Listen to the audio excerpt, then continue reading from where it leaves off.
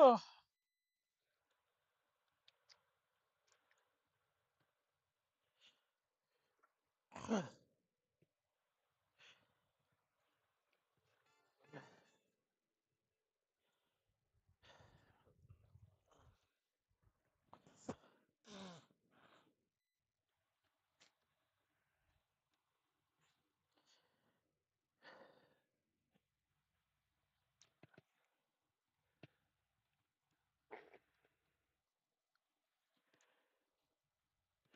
Oh.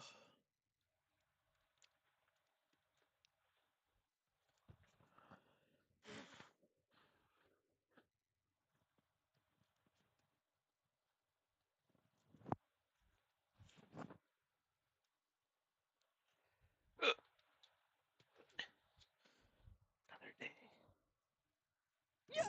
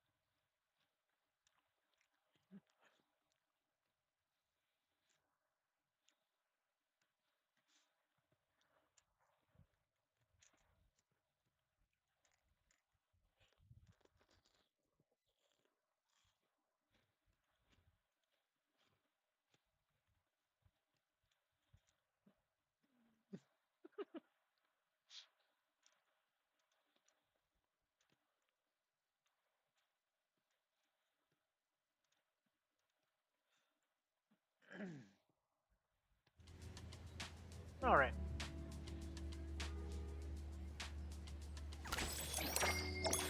Mm-mm. The breeze smells calm. It's gonna be a... Do this real quick.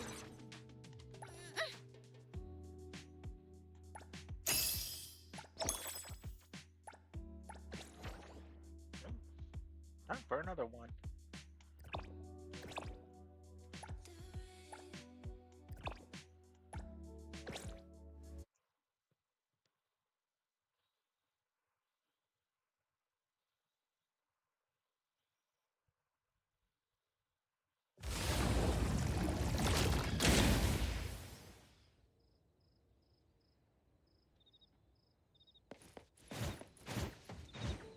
Woohoo!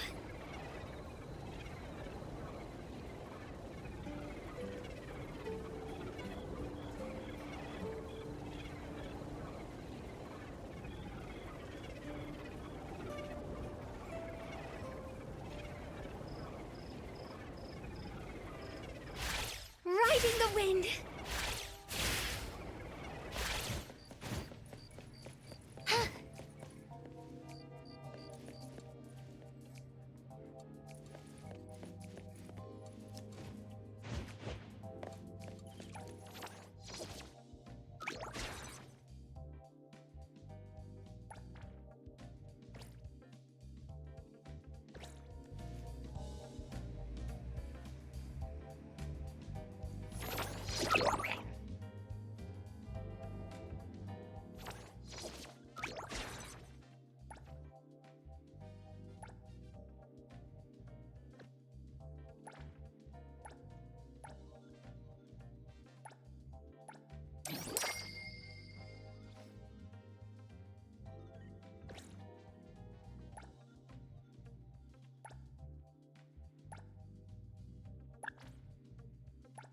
Oh, okay. First, let me look into the business situation. Happy to help. Okay.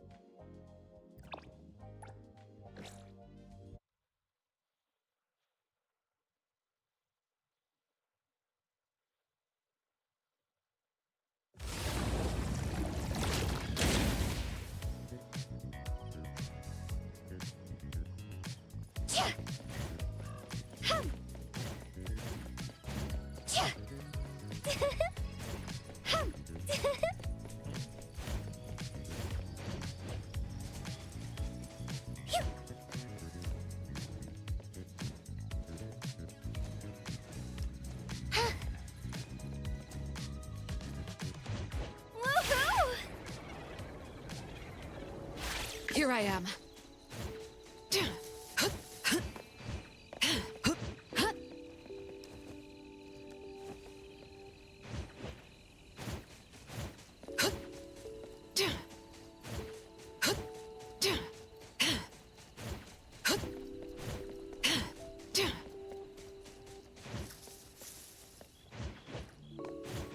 That place is...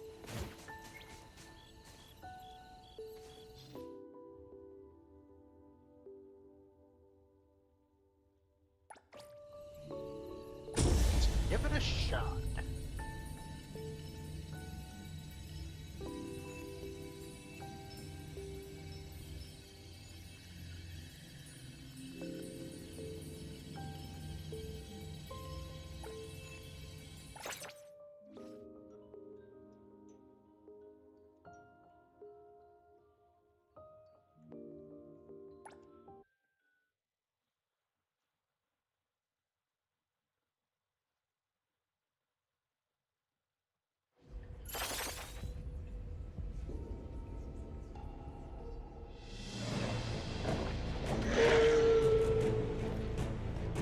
Shift.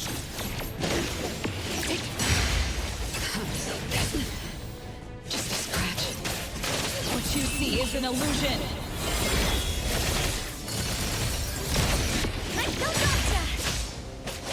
Let's go. Perfect timing.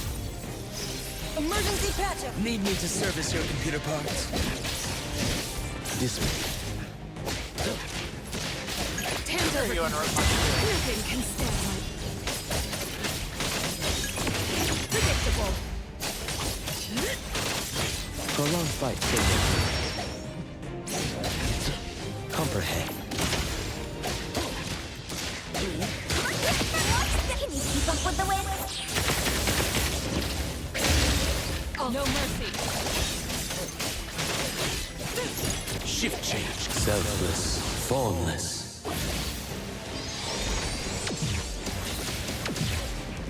I've learned something.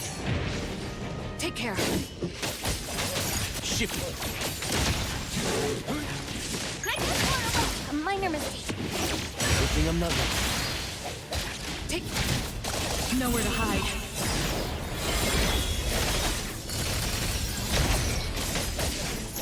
David, it'll be fine soon. Catch your breath.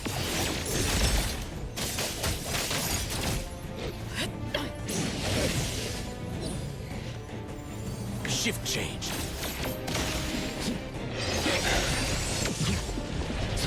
Take care.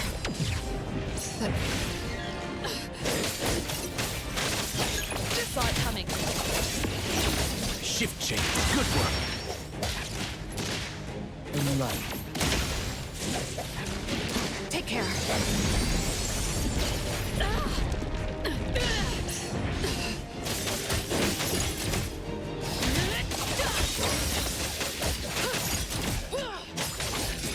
Shift.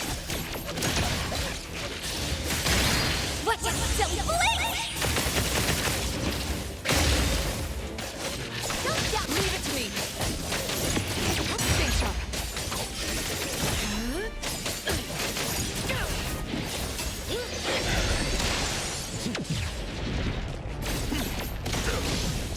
May you find eternal peace. Take care. Thousand eyes, awaken!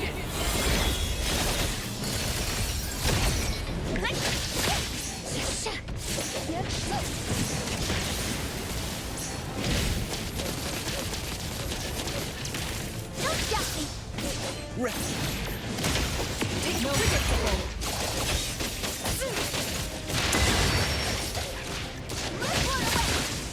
I'm here. Catch your breath.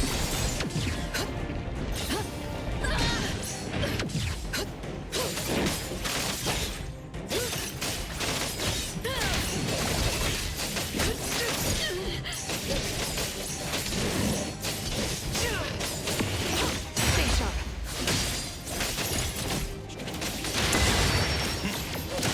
Selfless. Formless. Precise choice. Hand over control. Nowhere to hide.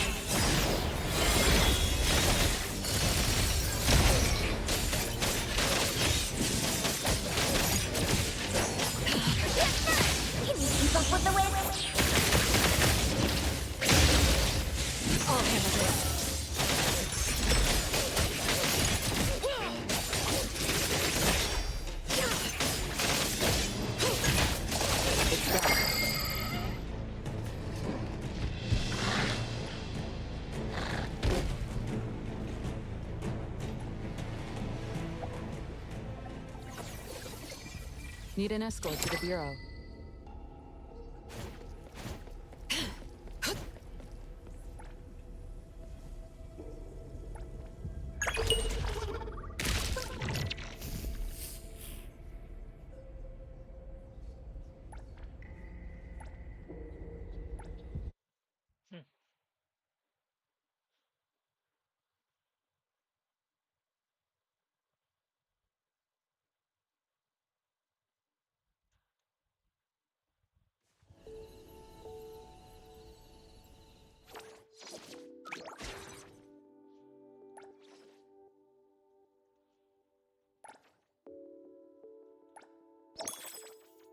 Reach Oracle level 3 at the witch's house.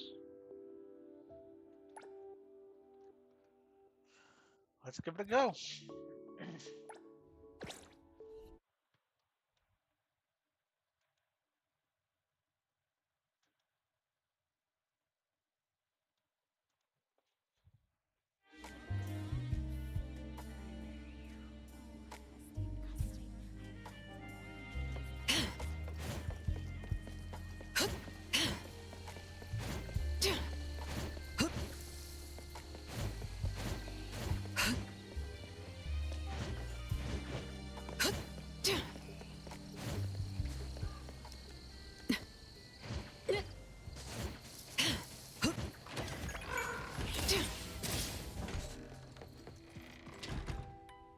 Greetings.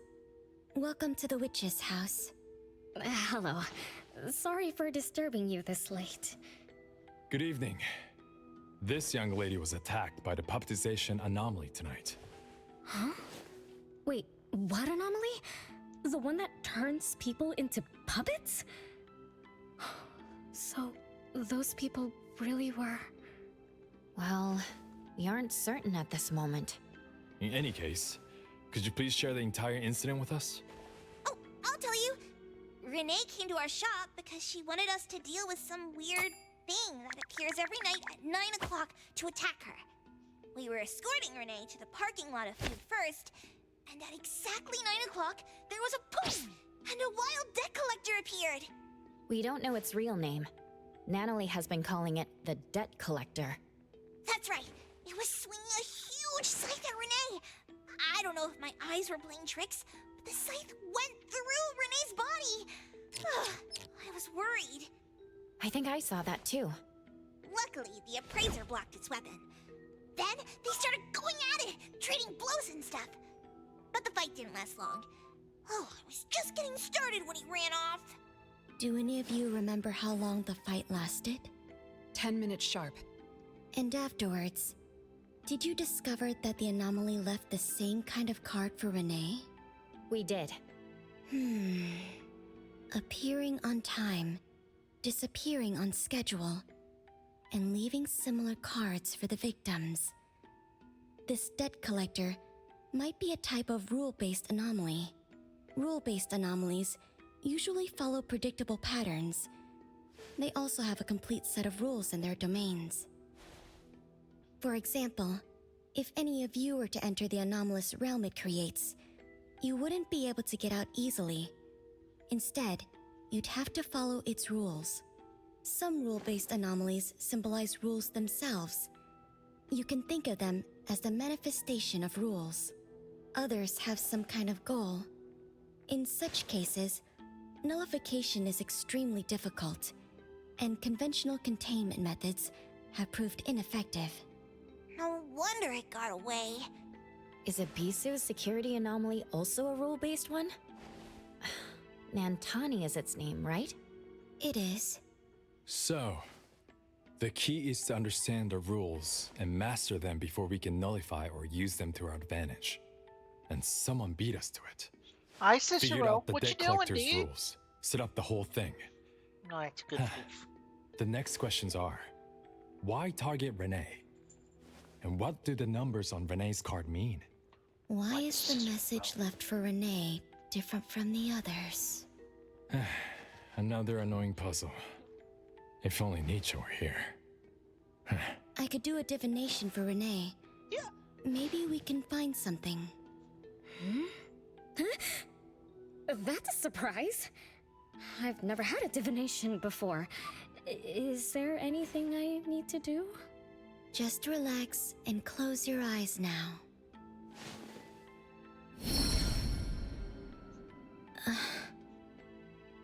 Oh, lost child of fate. Your tomorrow is trapped in blankness. Wait, what? What trap? What blankness?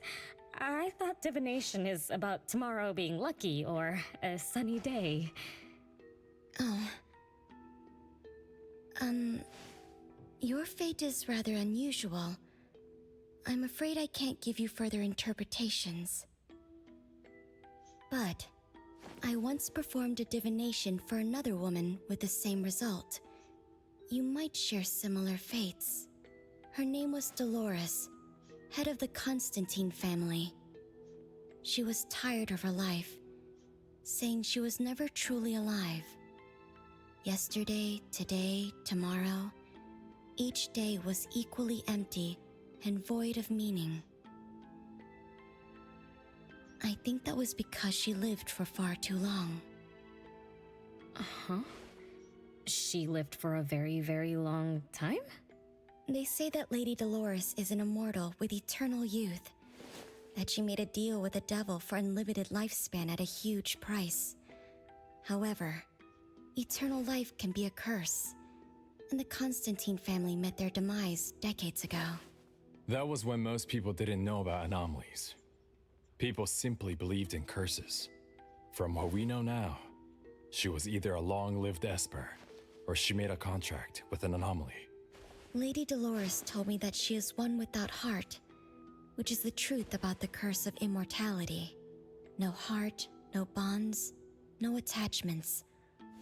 Alone, her memories of the past grew dim through the years. Neither does she pay attention to anything happening around her. All she had was a numb void, but she still yearned for lasting companionship and loyalty. So she sought divination from me to find a way to change things. Perhaps because her future extended indefinitely, with no end in sight. All I could see was blankness. Were you able to help her make a change? If I remember correctly, I told her, if you want something, you must first give. I'm not sure if this helped her, but I remember her face when she left. She seemed more at ease. Both that lady's divination and mine resulted in blankness. Maybe that advice applies to me too? It's just a reference. You could see it as a fun story. It's enlightening, but it doesn't help much with the issue at hand. It's getting late. Let's call it a night. Thanks for all your help. Miss, let me escort you home. Okay. Thank you, Chaos. Blackbird, thank you for your time. We'll head back now.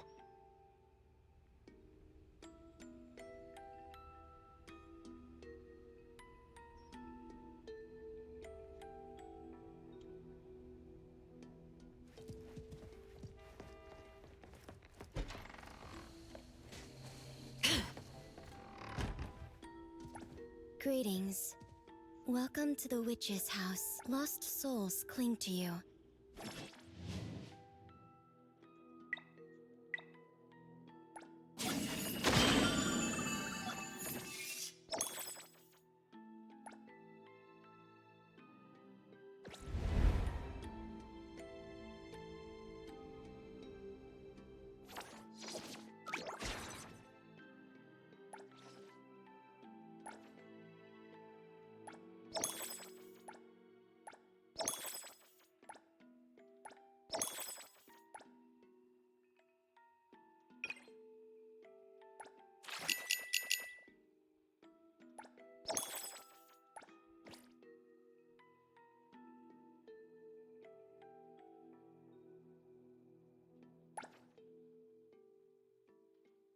Oh.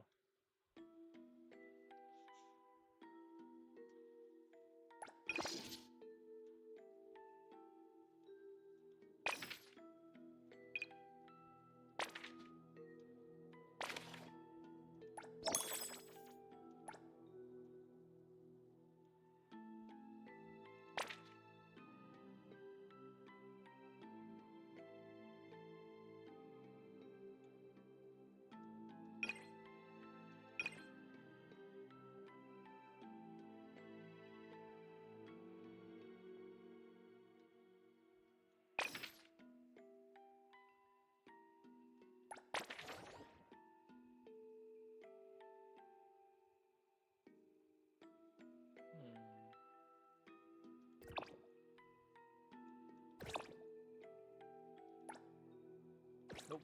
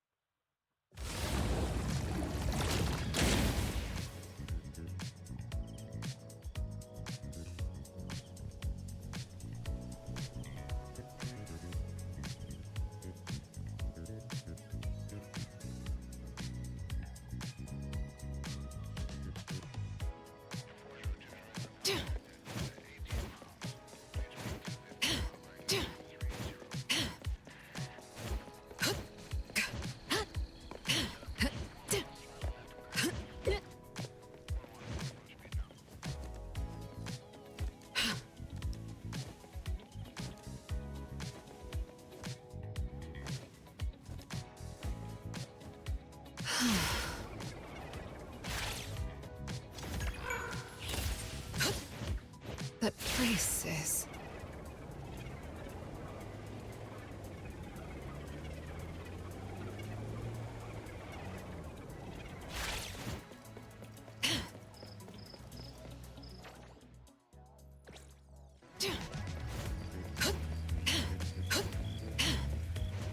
Why are you standing on my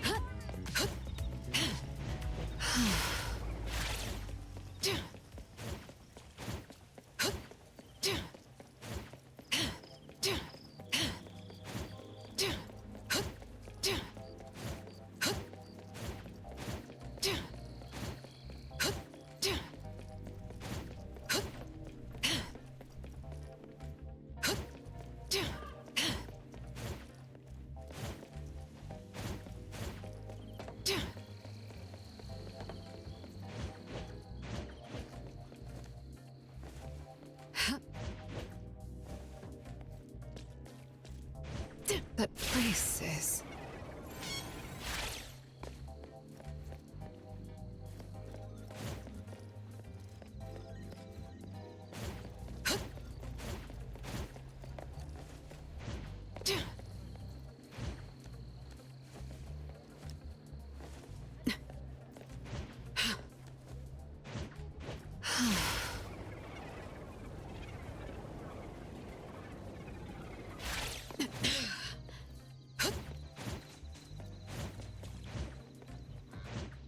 That place is...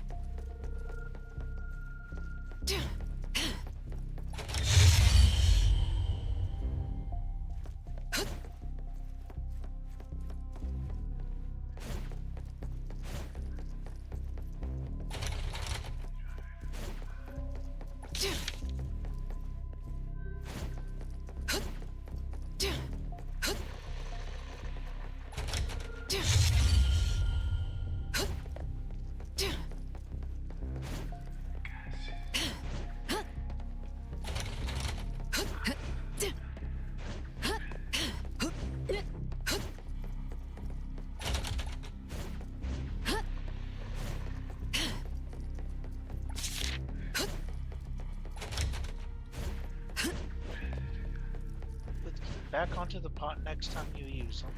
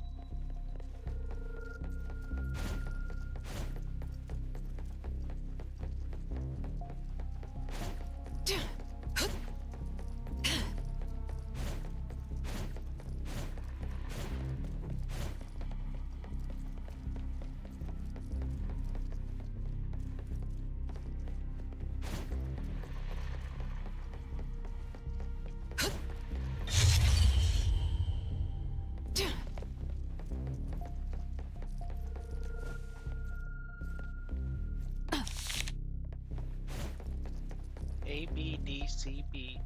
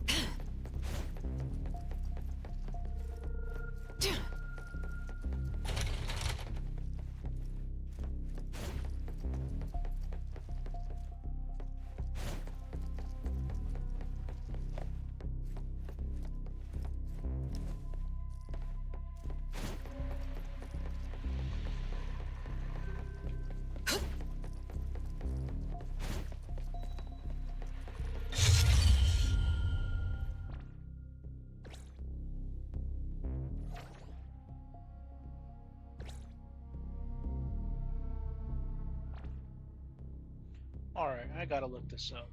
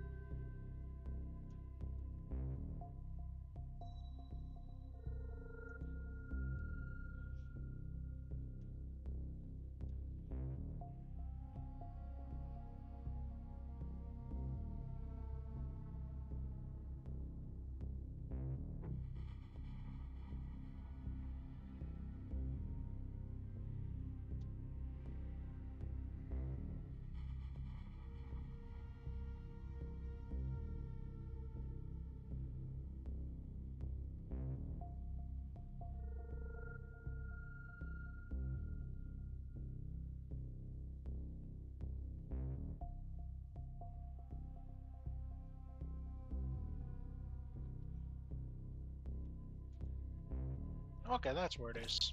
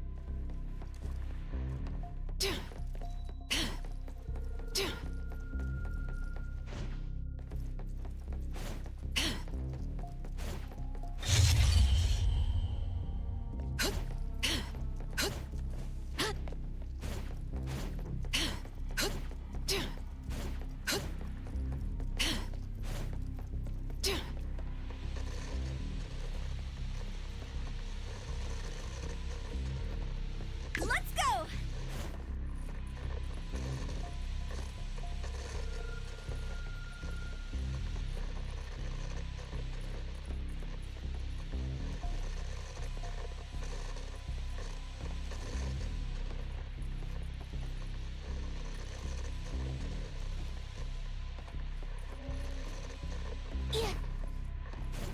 Why is the key Here not I am. there?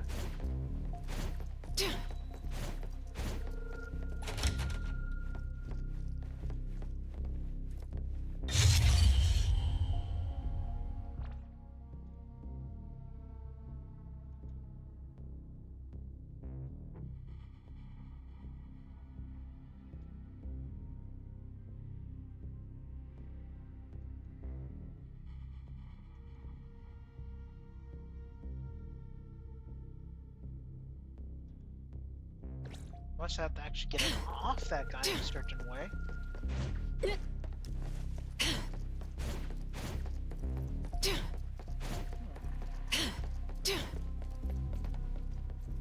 Daffodil, I'll try to do as you taught.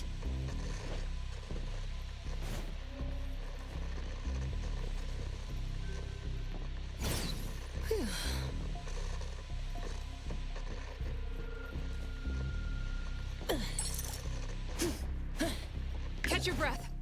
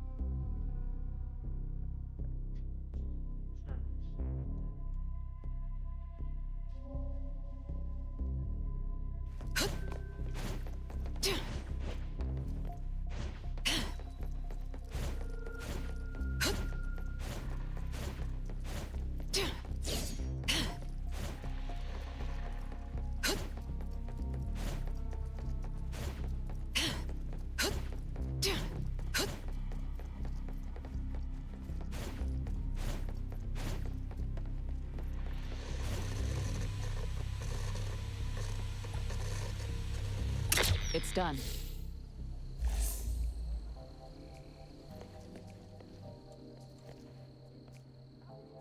That was harder than it had to be. Oh, thanks for the alert. And I shall try.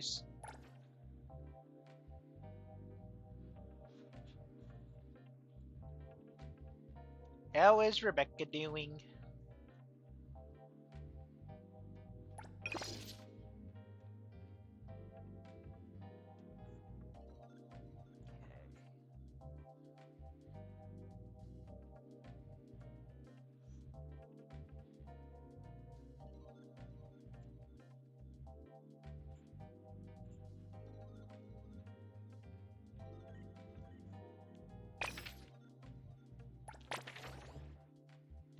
Cicero,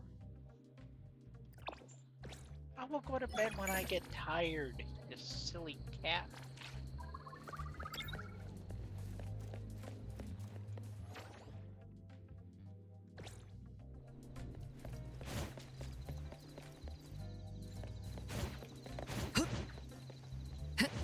That place is...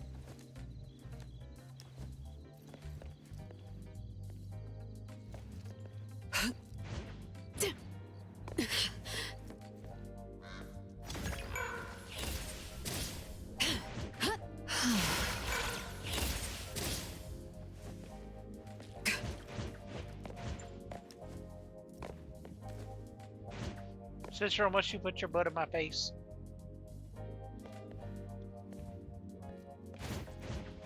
That place is...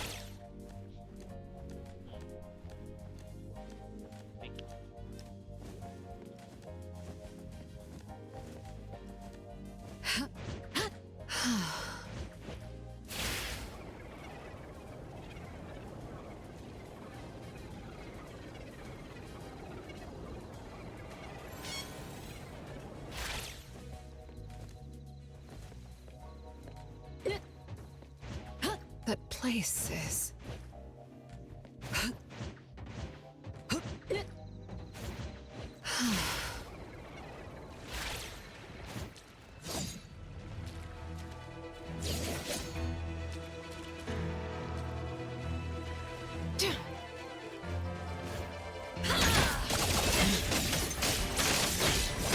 Shift change. Good work. Dispel.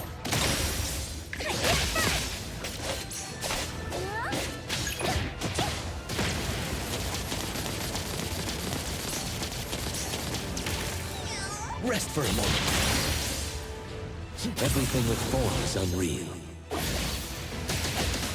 Go. Take care. Right.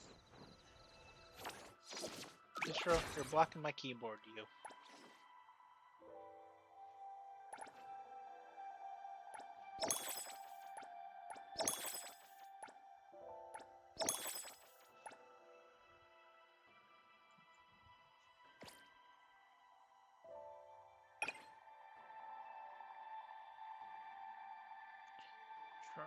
Complete anomaly pilgrimage.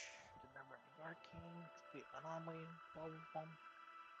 Thrills. Stage 3. I can barely pass stage 1.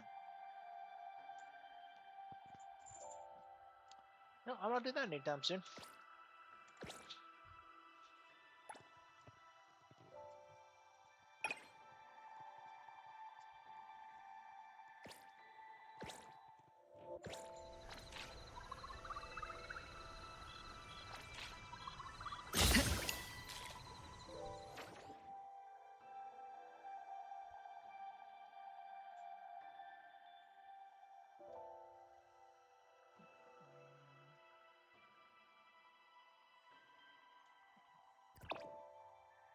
No, not that one.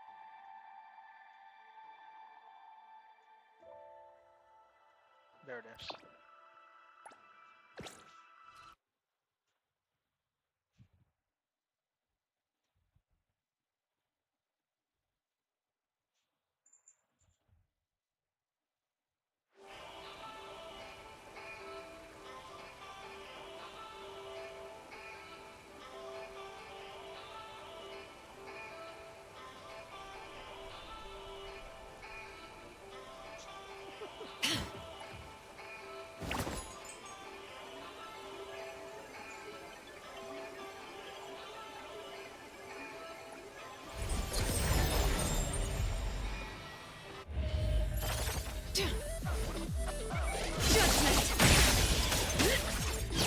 What you see is an illusion.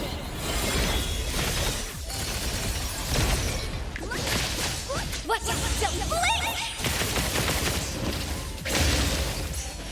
Leave it to me. Crisis avoided.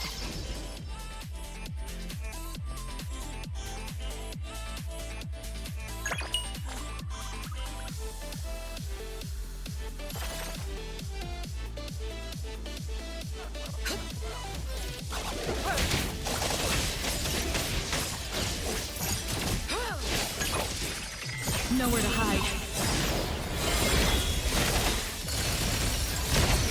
Shift change. Good work.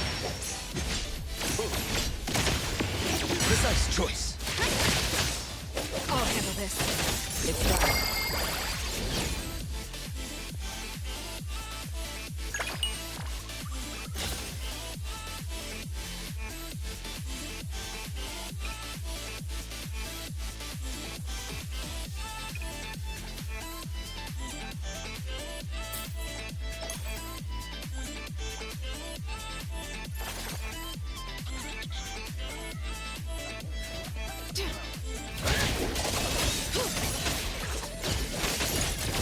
Shift this spell.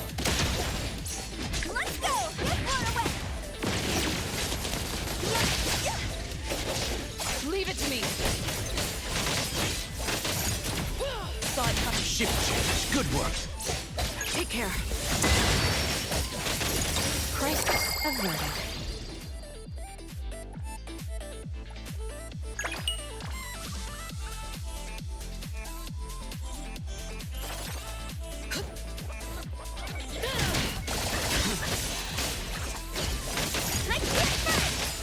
Here comes the whirlwind! May you find eternal peace. Go. Take care.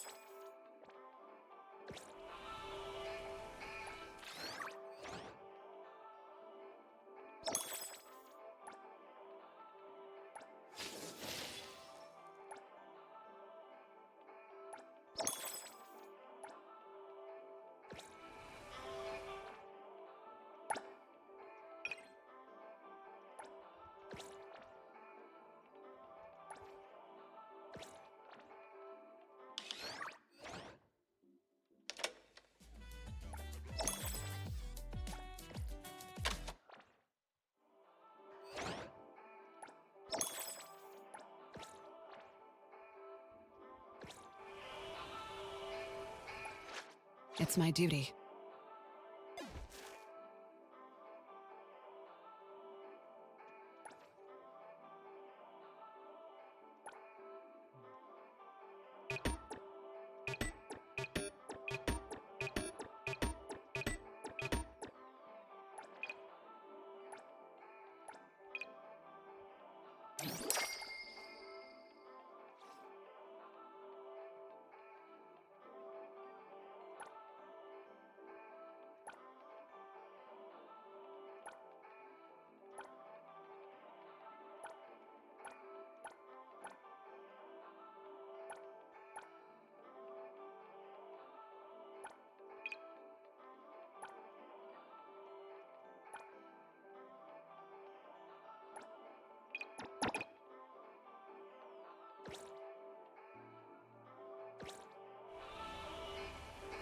Alright.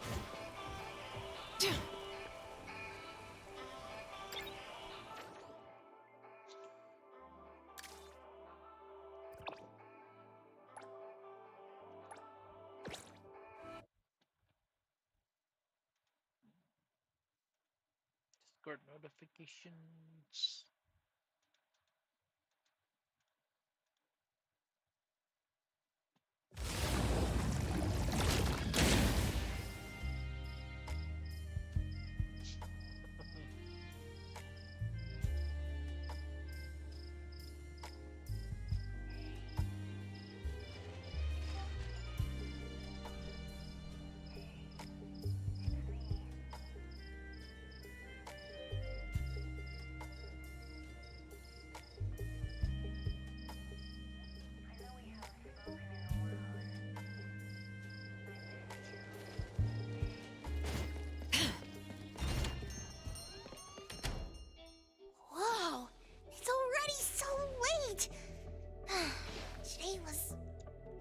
lot of work without a lot of results, huh? A rule-based anomaly, weird messages on a card, then some story from way, way back. There seem to be a lot of clues, but there isn't a way to connect them together. They must be related. What could be the missing link?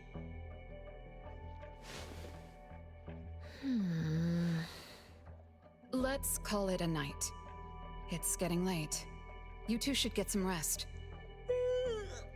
Oh, man. After running around so much today, getting home, relaxing for a bit, and now that Master mentions it, ugh, sleepiness just hits you like a truck. Good night, Master. Good night, Appraiser. Good night, everyone.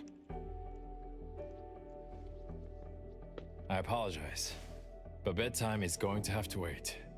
Is there an emergency? The debt collector left me another message. I found this in Renee's mailbox. Isn't this the card from last night? An anomaly is back again? Appraiser, take a look at this. Renee's name and an address? It looks like an ordinary card.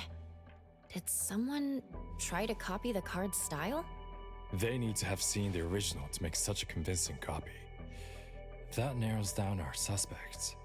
You mean Fuka, who witnessed our battle with the debt collector last night. And the person who delivered the puppet. Don't you think they're working together? They sent Renee a formal invitation and are waiting for us at the old Constantine family estate. That address belongs to the now defunct Constantine family. Renee, are you somehow connected to the Constantine family? I knew last night's story was different. I don't know. I don't remember. I'm just a taxi driver who's always been alone. How could I be connected to some strange family? Oh, I'm sorry. I'm not helping. All right. We just have to find someone who has an answer. Let's go. Wait, don't go yet. This is Abram's commission. Daffodil must come along. Others can join us too. I don't have stupid rules about not getting others involved. Master, the Appraiser, and Natalie Colucci. The mystery of the debt collector is about to be revealed!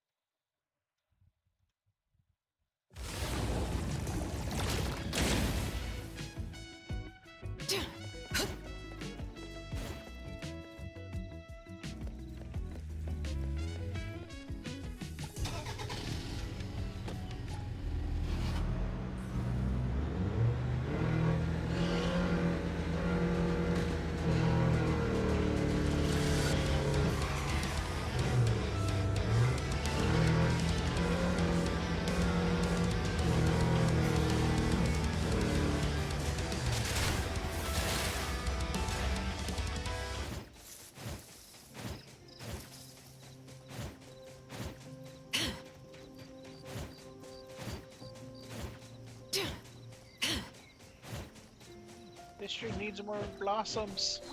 There's nothing here except for some skinny cricket tree. How is there nothing else? Was there really a big mansion here before? It's a cherry blossom tree. I didn't notice before, but wow. It's grown so tall already. The branches might be thin, but they're sturdy. Natalie, do you want to climb it? Me? Climb the tree? Now? Let me see if there's a good angle to climb. It's been a while. I'm not sure if I can do it. Or maybe it's because I was smaller when I was a kid. I could just hop and reach the top. But now... maybe it's better not to try. Huh? why are you all looking at me? I'm sorry. My bad. This isn't the time to be fooling around. Let's have a climbing competition after we solve the mystery. Let's get back to the case. Renee said she's been here before, specifically when she was a kid, and that she used to climb this cherry blossom tree.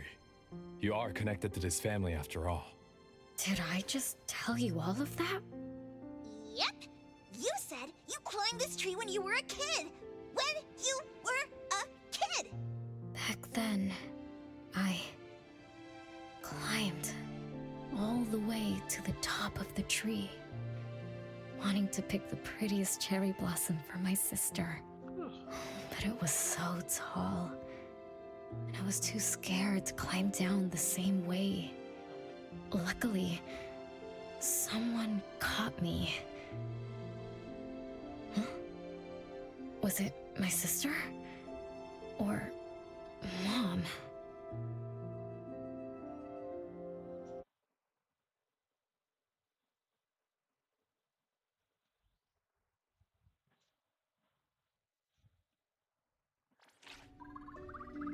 Ow! That hurts! Renee, are you okay? My head hurts. But my limbs are where they should be.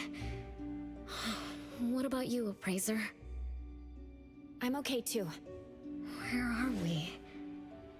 What just happened? I'm not sure, but it looks like we're in an anomalous realm. You remembered climbing the cherry blossom tree as a child, then we got pulled in. Natalie and the others aren't here. We might be separated. This is my fault. I'm so sorry. I had no idea this would happen. No worries, it's not your fault. Besides, we hunters are used to being pulled into anomalous realms. The real question is, how did we end up here? What a grand entrance. This must be some wealthy family's mansion. Such as the residence of Lady Dolores, head of the Constantine family. Have we traveled to the past? Not necessarily. Maybe the anomalous realm is simply recreating scenes from the past. Do you recall anything else from when you were a kid? Anything helps.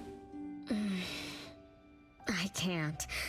My brain is still foggy.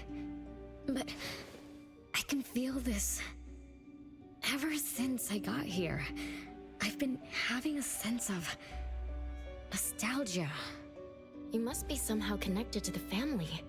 Whoever brought us here knows that. But didn't the Constantines disappear decades ago? That doesn't match up with my age. You're right. What you just remembered was from when you were little. If you can remember more, maybe we can get closer to the truth. I'll do my best. But how do I do that? Let's look around. Maybe we can find the key to your memories.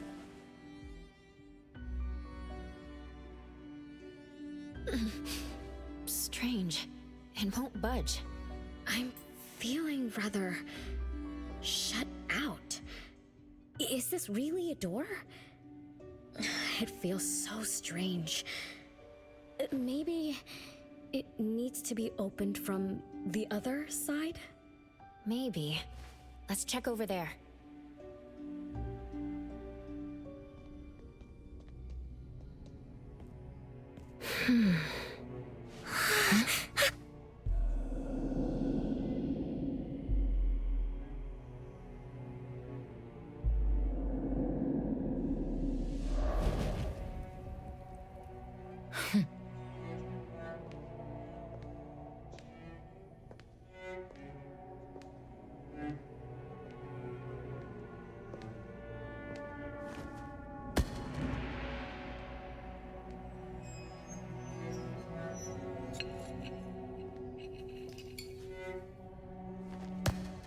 This is sort of creepy.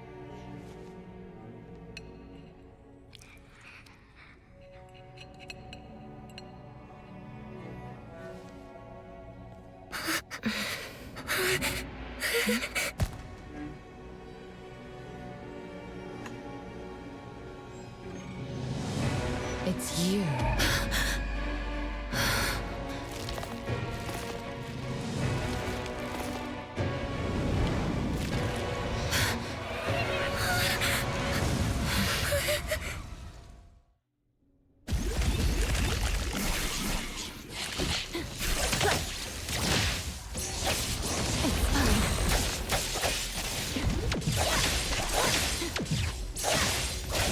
careful.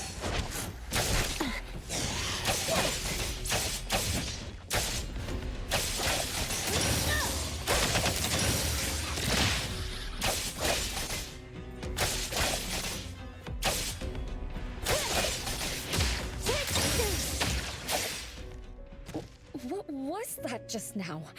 Something from the past? A family sitting around the table, getting ready for a meal. Is this space replaying events from the past? How strange. It's like watching a movie. That's called a reenactment of the past. But did I just upset them? They don't seem too happy to see me. Don't worry about that. Anything can happen in an anomalous realm. In fact, hostile anomalies are rather common. Do you have memories of what we just saw? It somehow feels familiar. Especially with the person who lit the candle. But, I'm not sure. That lady. If she's from a memory, how could she make eye contact with us, who are in the present? Am I just overthinking? 1 o'clock? It's 1 o'clock already? Bell chimes? When the debt collector appeared, it also sounded like this. Could this be related to the rules it follows? Let's go check the entrance hall.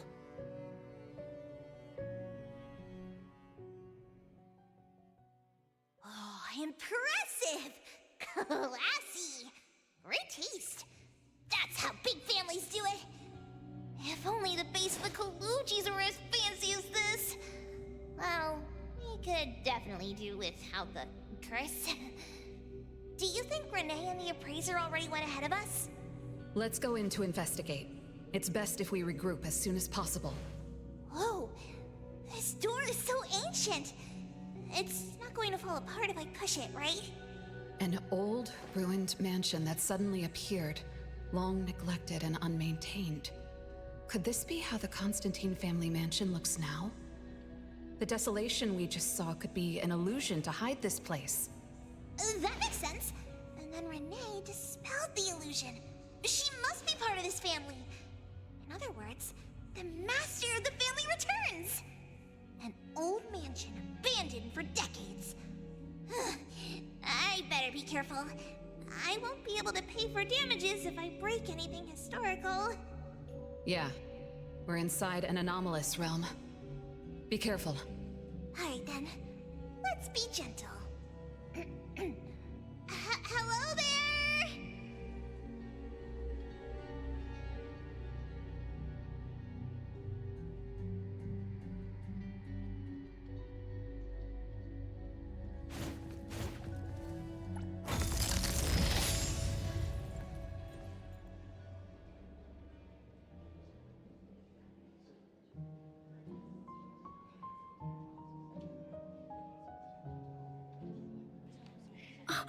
It's that lady from before. Excuse me. Sorry. Wait a minute. Were you talking to me? She just walked away without responding. I'm so confused. We can talk to people from the past? It's like an interactive movie. No, wait. It's more like a stage play. Maybe we're also on the stage. Are we the audience? Or are we unwitting participants? Let's just say we're on the right track. You could try talking to the one who just lit the candle. Ask about how things are going. That lady. Oh, there she is! We'll have to squeeze through the crowd. It's going to be tough. Why are there so many people here? Are they having a banquet, salon, or something like that? Before I talk to that lady, should we talk to the other guests first? We can figure out what's going on in this mansion. That's a lot of people, though.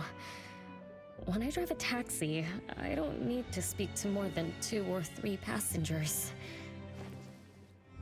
No need to push yourself. Want me to handle this instead? Appraiser, you've done a lot for me. I have to step up. Besides, this is the first time I want to figure things out. These are probably things I never should have forgotten.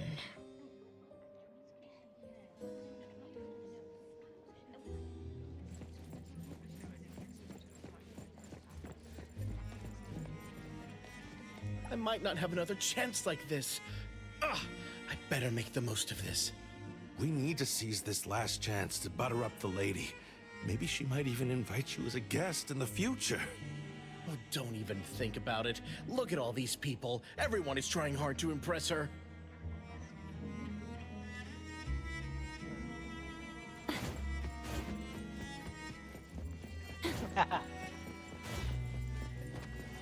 Which family does that young girl with the white hair belong to?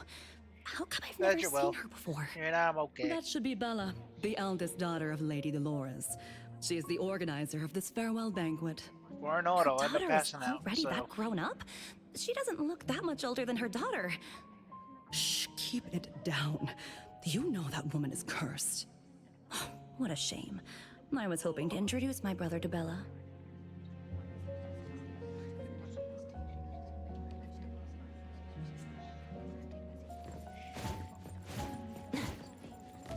The salon has been running just fine. Why is it getting cancelled? Apparently, the lady wants to focus on family affairs, so she's withdrawing from the social circles of the nobility. Ah, such a shame. Dolores has an amazing chef and the finest wine I have ever had the honor to taste. Dolores is also the most gracious hostess. Always generous when she lends out money.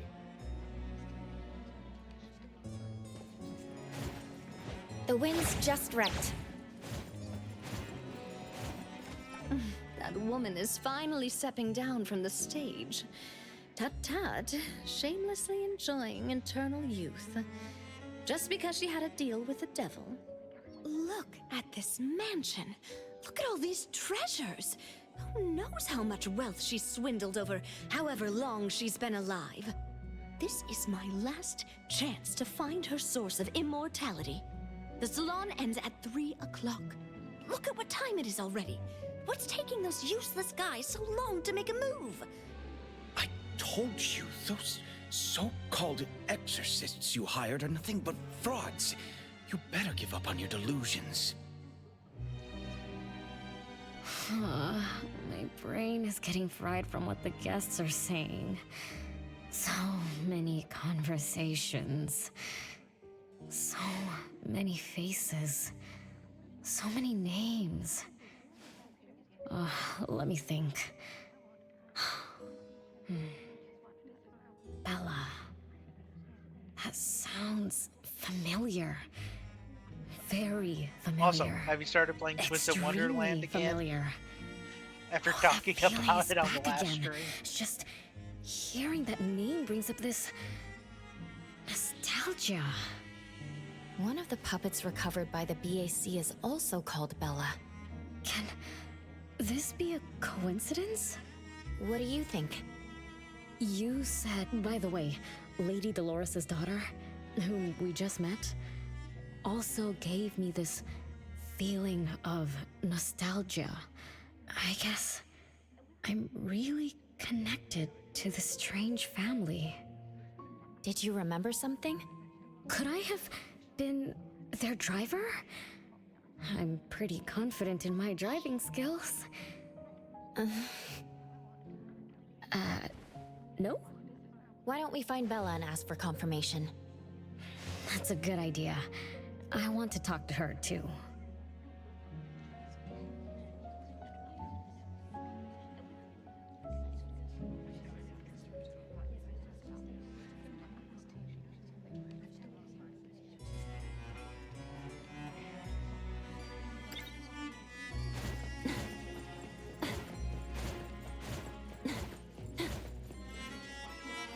Renee, this isn't a place for kids. Huh? Bella? You know me? Child, I'm your older sister.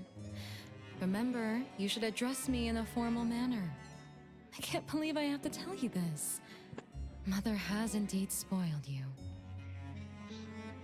sister? My big sis? Why are you so confused?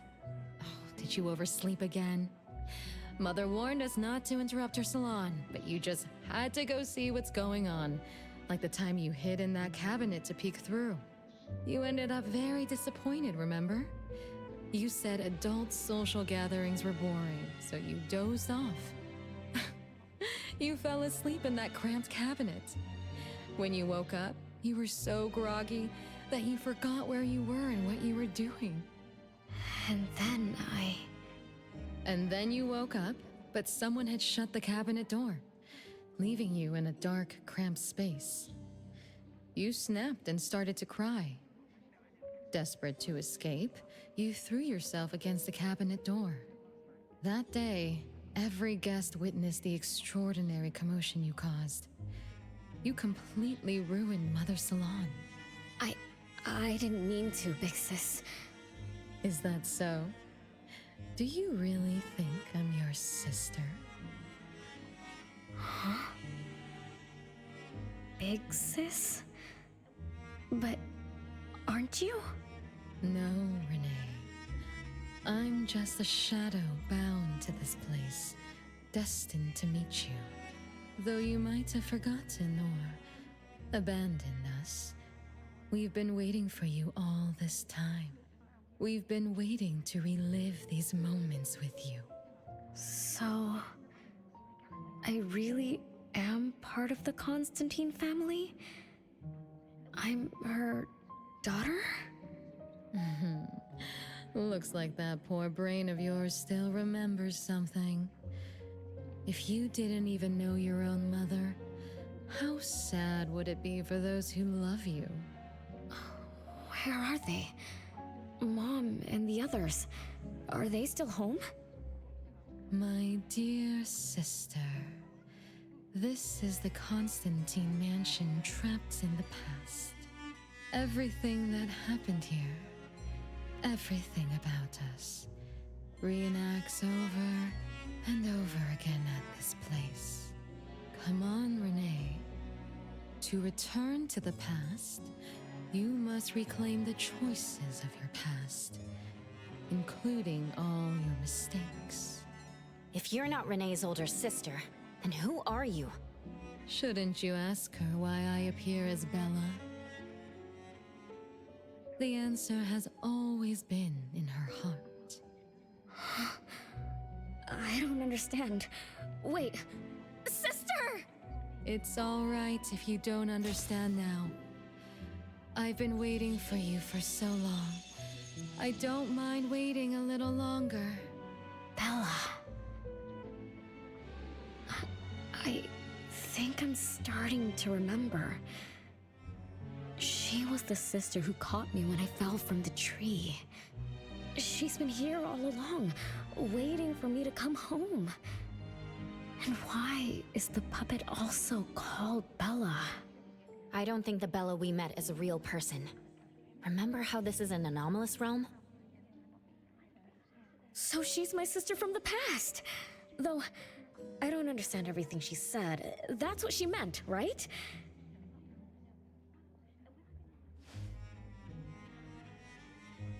Then, I really am part of this family. Didn't this family disappear over 50 years ago? How could I... How about we ask Lady Dolores? My mom?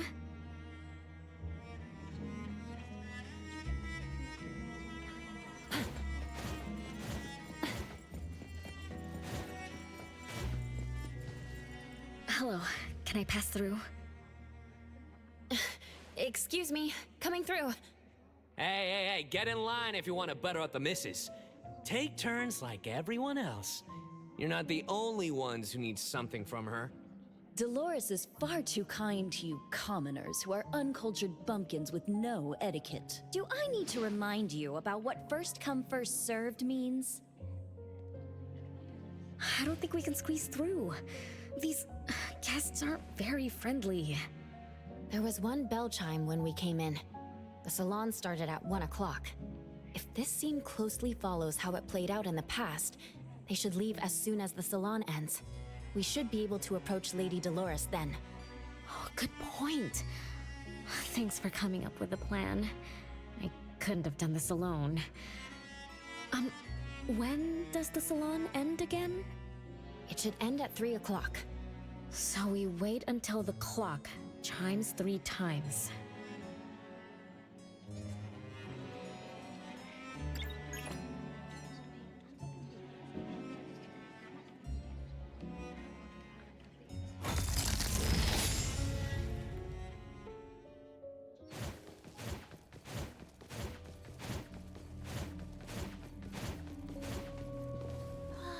What a beautiful clock!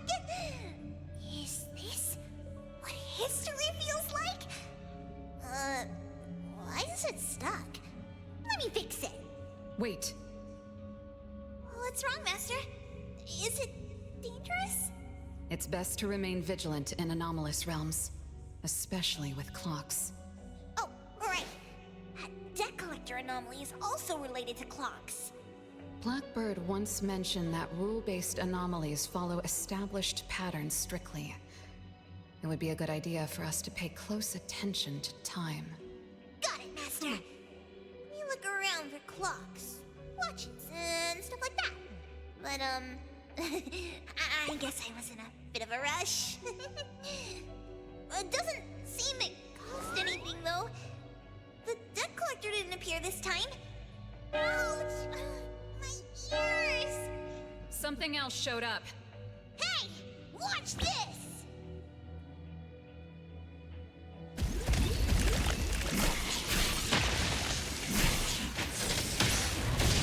Just a tickle.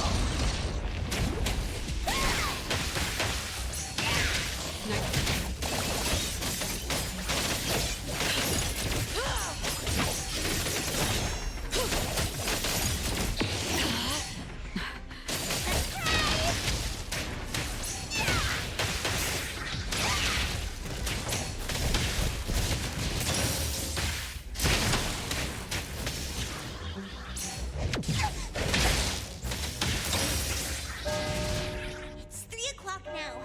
The debt collector shows up every night at 9 o'clock to attack Renee. Until then, let's try to figure out what rules the debt collector follows.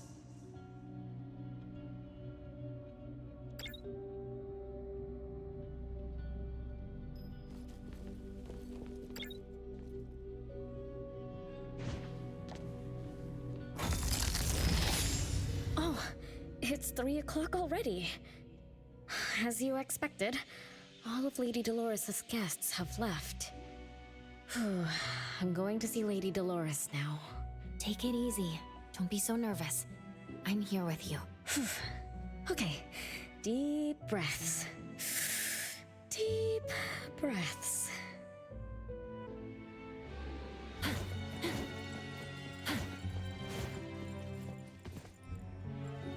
Lady Dolores? Renee, my dearest little daughter, come here to Mama. No need to hide anymore. The troublesome people are all gone now. Mom? Are you angry with me? I was too naughty. I hope I didn't interrupt your salon. Angry? How could I be? I just didn't want you to see those people too early. To witness the greed, foolishness, and ugliness of those who long for so-called immortality. Are you talking about the people who were just around you? My little petal, they must have frightened you. I promise nothing like this will ever happen again. This pathetic charade will soon be over. Mom, you've always hated the salons? Feelings of love or hate didn't matter at first. I simply had to run the salons. I had to use these connections to reverse the decline of the Constantine family. Besides, I don't even remember all the little things. But even though my goal was fulfilled long ago, these salons kept going, one after another. Perhaps they weren't the only greedy ones. I was too. I was too young and too foolish. I mistakenly thought gathering them under this roof could bring me some comfort. However, they were nothing but a bunch who envied the family's reputation, coveted the wealth in this mansion, and lusted for so-called eternity.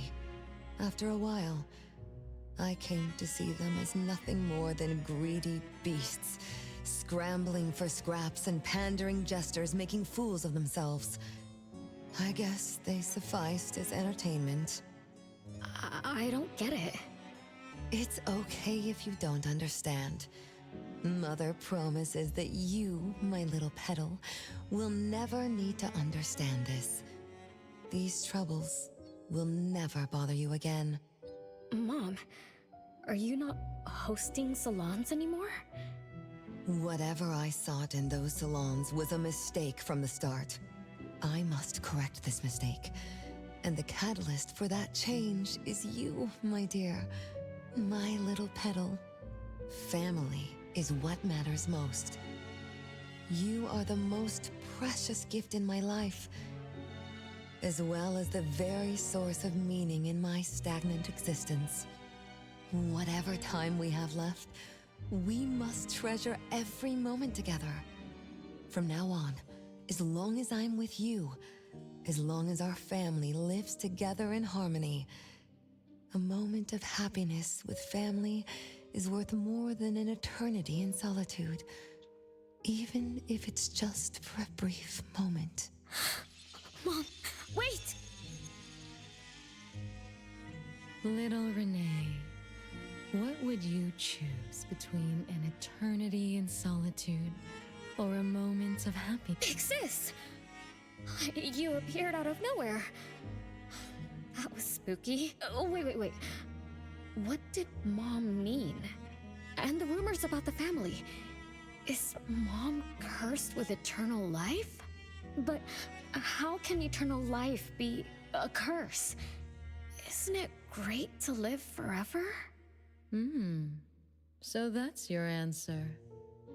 Well, having something is better than having nothing, and having more is better than having less. Right? Like, if you have endless time, couldn't you do as many things as you wanted? If I had eternal life, I wouldn't know what I wanted. And I wouldn't know what I could do. I wouldn't even remember what I've ever done.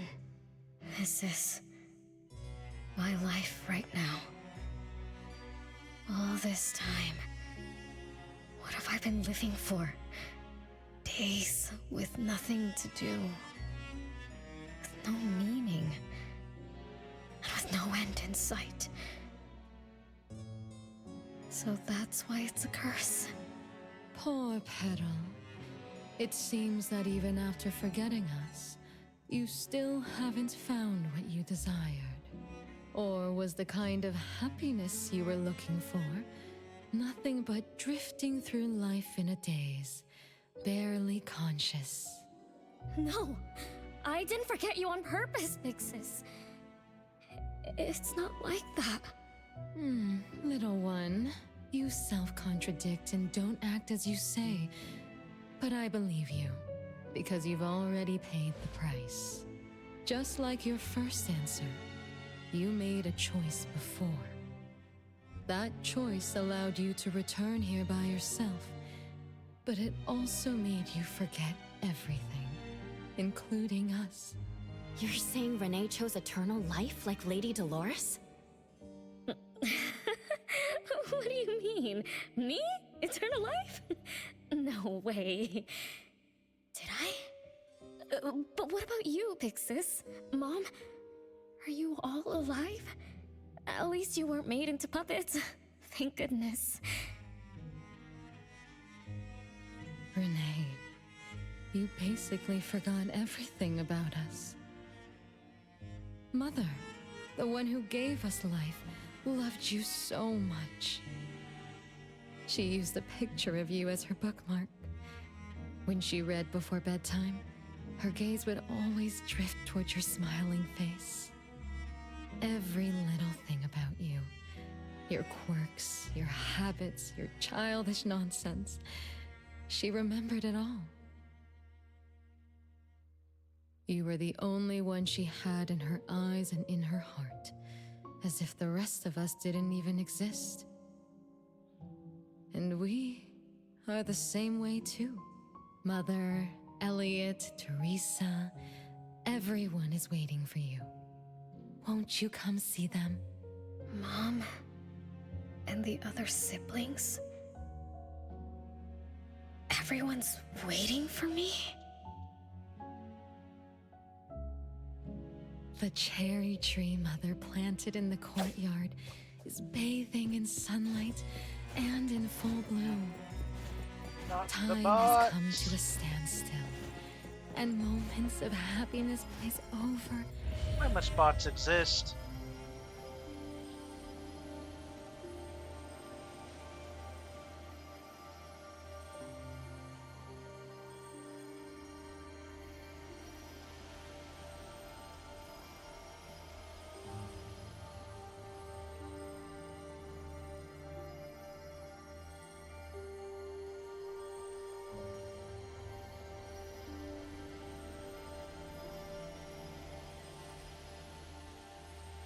There we go.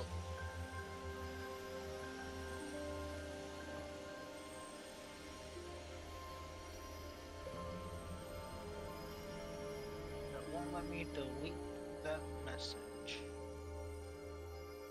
Oh. Okay.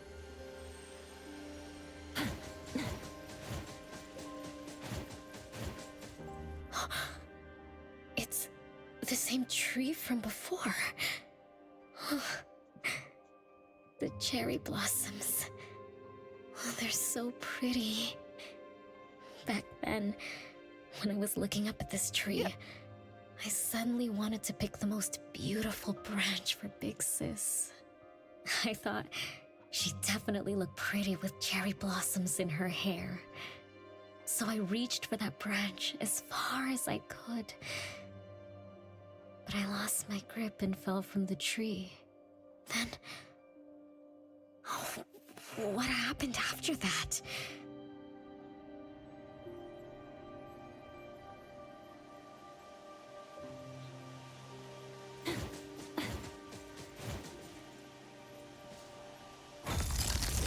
This is the crooked tree we saw when we first got here. The flowers have withered. Just like the fate of the Dolores family. Be careful.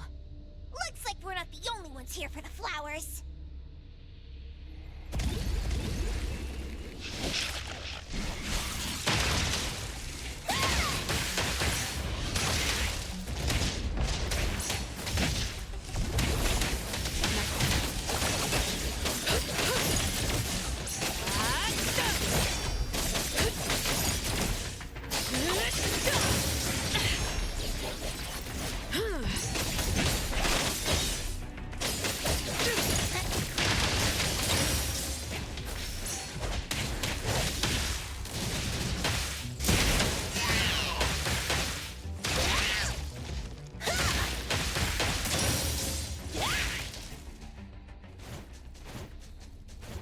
Nice work.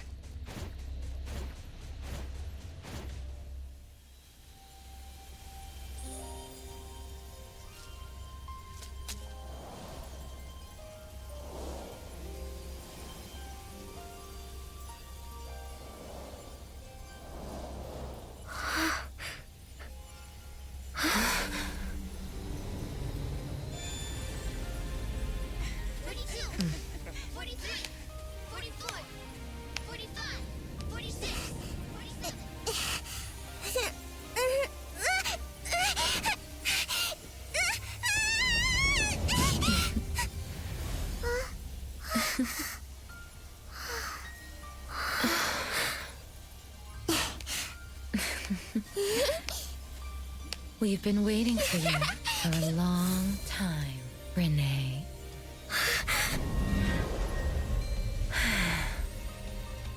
Do you remember the reason we were born? And the purpose we must serve?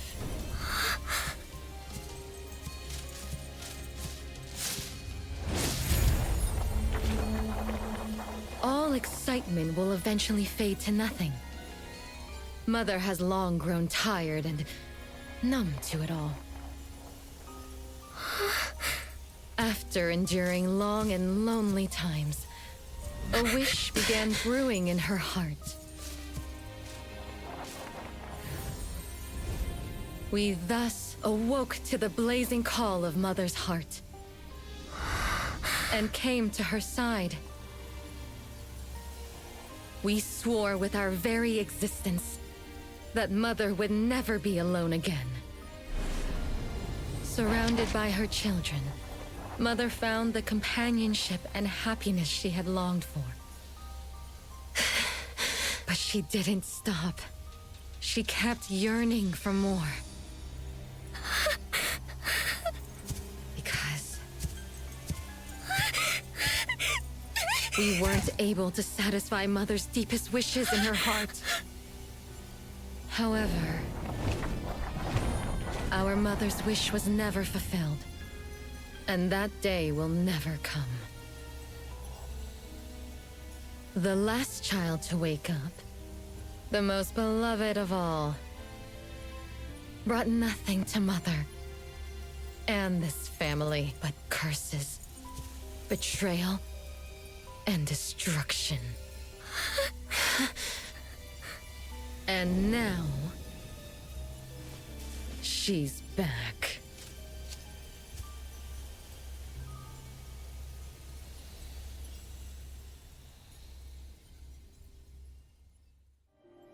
Do you remember about the time our family spent here?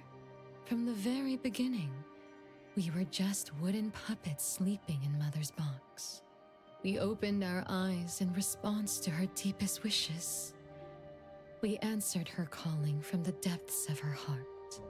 Teresa, Elliot, Yvette. One by one, the children woke up and gave everything they got to put a smile on Mother's face. Those names are the same as the puppets found by the Bureau. This was Mother's miracle. She gave life to the wooden bodies of her puppet children. All of us shared Mother's gift of eternity. In return, we brought her laughter and companionship. The happy times seemed to last forever, but Mother still felt lonely. She was still yearning for more.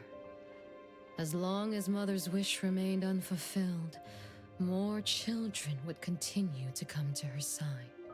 And you, little Renee, are the last child to receive her favor, and the one she treasures most. So, we used to be puppets, and I woke up because of Mom's magic. That must be the Esper ability of Lady Dolores. Our existence, our calling, and our purpose.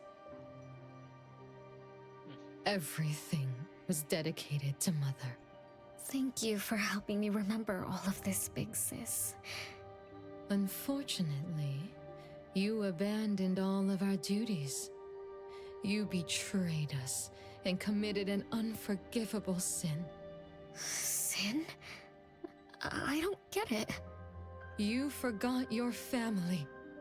You even forgot the sins you committed. But that's okay. I'll make you remember everything. That's exactly why I am here.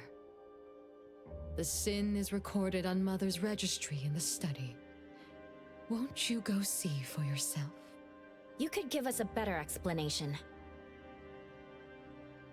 Everything started because of you. My ignorant little sister. Wait a minute. Don't leave me, sis!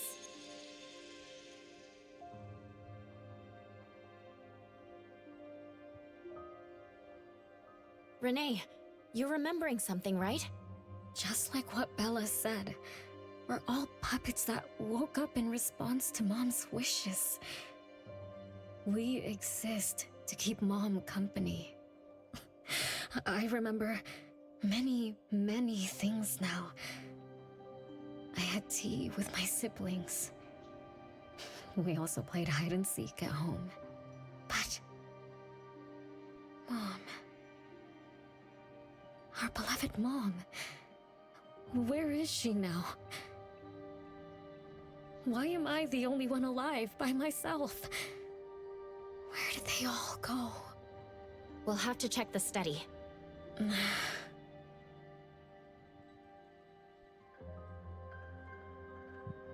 What's going on?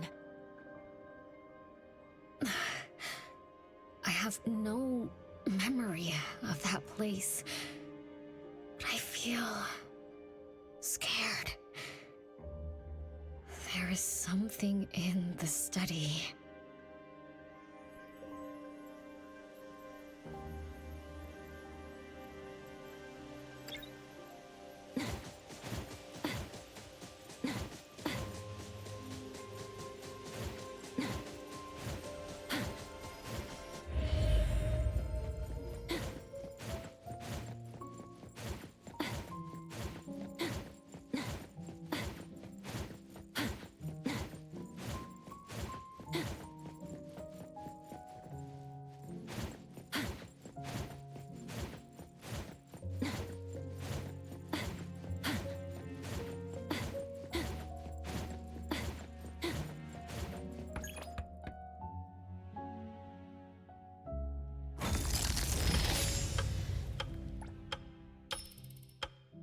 There's no way a crappy door can stop Master and the Ichidaime! This is the only locked room in the whole place! I smell secrets! Do not let your guard down. Be careful. Yes, Master! Another grandfather clock? Ugh, either Lady Dolores is a clock nerd or this anomalous realm is related to the concept of time. Something feels off. Let me look closer. Wait, Nanalie.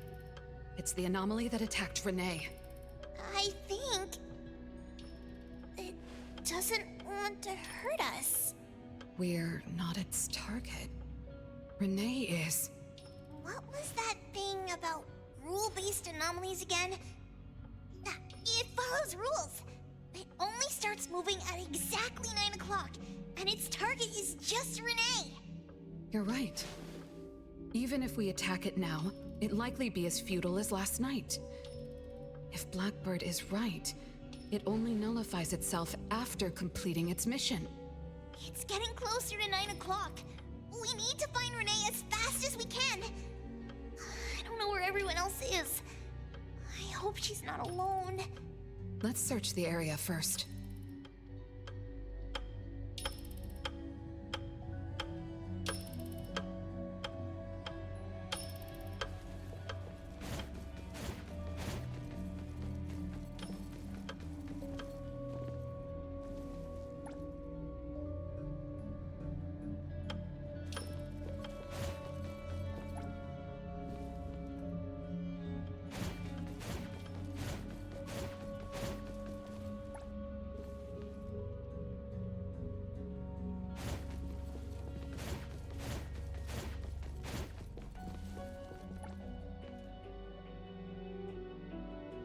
With so many siblings around, the house must be crowded, right? I wonder what it's like, playing and messing around with them every day. Master, do you have any siblings?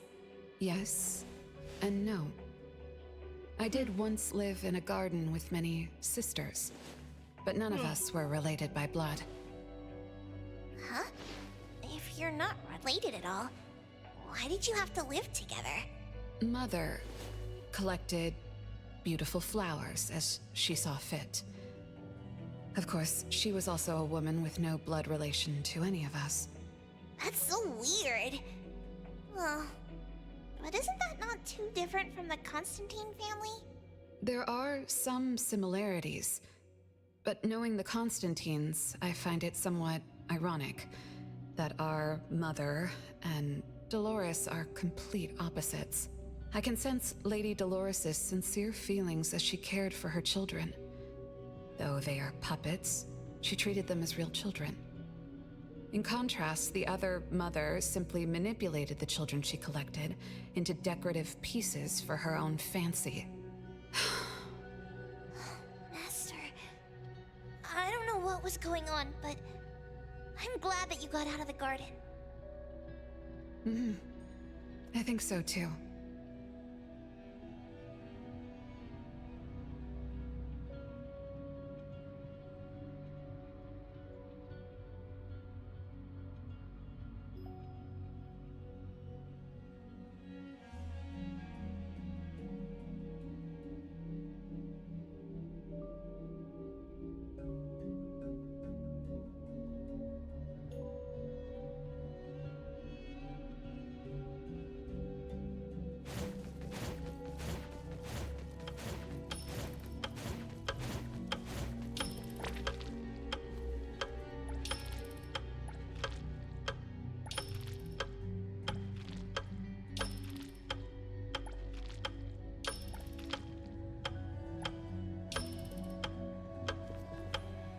Chances are, Lady Dolores has met her demise.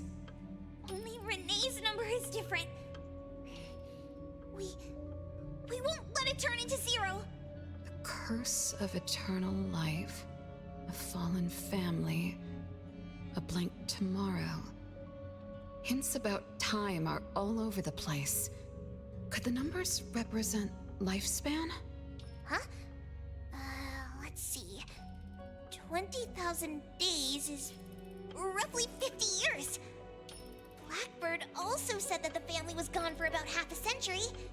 Wait, does this mean 50 years ago? Renee should have... Based on this line of thought, she should have withered along with the family. But for some reason, Renee still exists in this world. So as the days go by, she's just... racking up life debt? If the debt collector abides by the laws of nature, then I believe you're right. All creatures abide by the laws of nature. Birth, aging, sickness, and death. Those who defy them must pay a price. Even espers with near infinite lifespans pay a price when they gain their abilities. Renee, what price did you have to pay?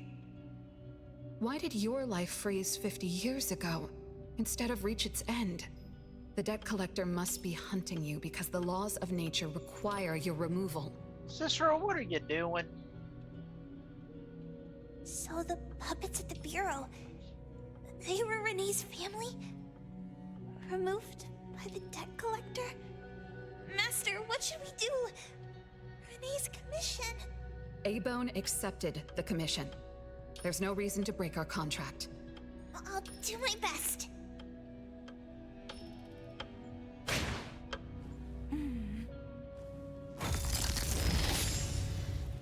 You know? Yes, Mother.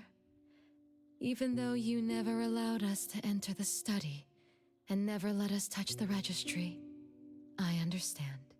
All the siblings, except for Renee, can hear the approaching footsteps of death.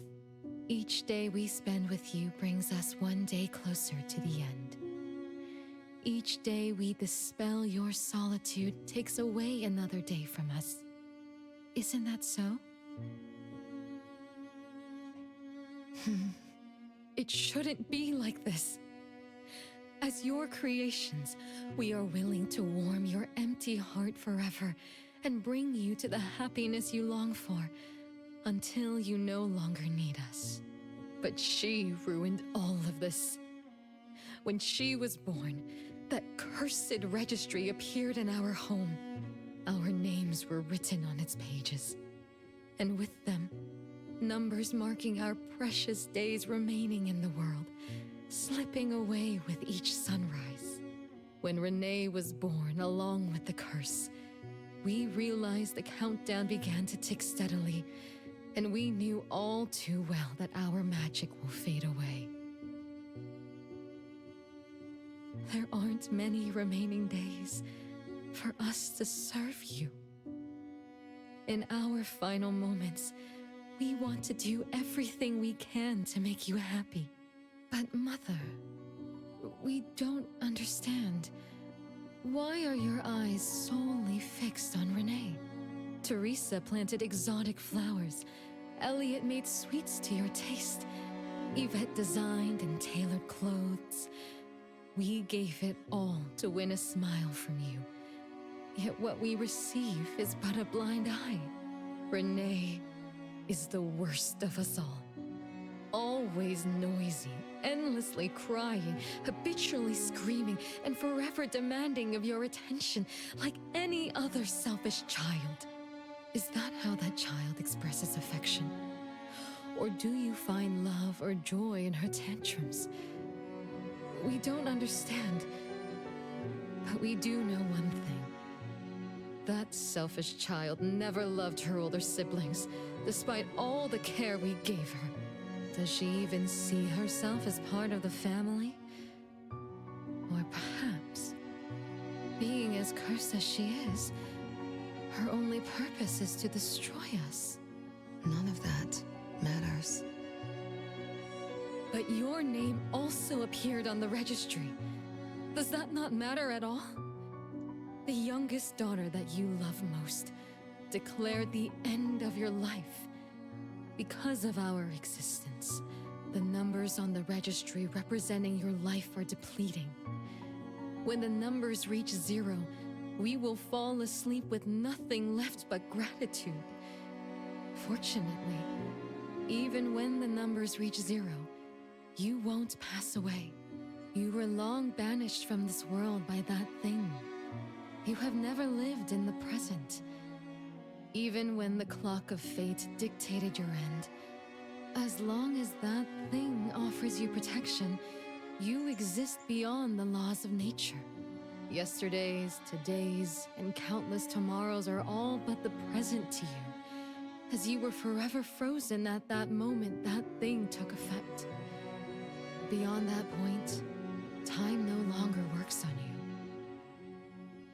In the endless nightmares she brought upon us, this is the only thing we are thankful for.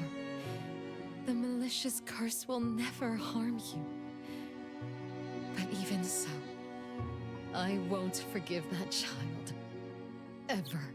Bella, managing family affairs has drained you. I'm tired too. Doesn't someone need to spend time with that child later? I understand. As you wish, Mother. As long as this makes you happy and fulfills your final wish, we'll maintain the facade of harmony until that child's curse destroys us all. No. That can't be right. Did I curse my own family? Am I the bane of my family, causing its ruin? Did I steal Mom's love away from the other siblings? Did I even take away their lives? Look at you, denying that you ruined everything. Exactly like before. It shouldn't be like this. You're right, sis. Why me? I love you all from the bottom of my heart. Do you all hate me? If that's true, why were you waiting under the tree to catch me? Love-hate relations in this family are more complicated than you can imagine. But no matter how much you doubt it, you can't deny that everyone here has done so much for you. Teresa prepared gardening tools and took you to plant Mother's favorite flowers to surprise her. But what did you do? You barely scooped some dirt before rushing to Mother for praise. When Mother saw the cuts on your hands from fooling around, she scolded Teresa for giving you hard work. You ran around Elliot each day, saying you desperately wanted to grow as tall as he was, So he managed your diet and made sure you drank milk. But you, just because he worried you'd get cavities and hid the candy jar on a high shelf, you complained to Mother that your brother was giving you a harsh diet. Every time you fell and tore your clothes, someone would mend them meticulously. Nevertheless, you always ignored their efforts and pestered Mother for new clothes. Mother's wish was to have a harmonious family. We were all trying to fulfill that wish, trying not to ruin anything. It would have been so much easier to pretend and spoil you the way Mother did. We could have created the harmonious family Mother wanted, even if it was just a facade. That would have sufficed.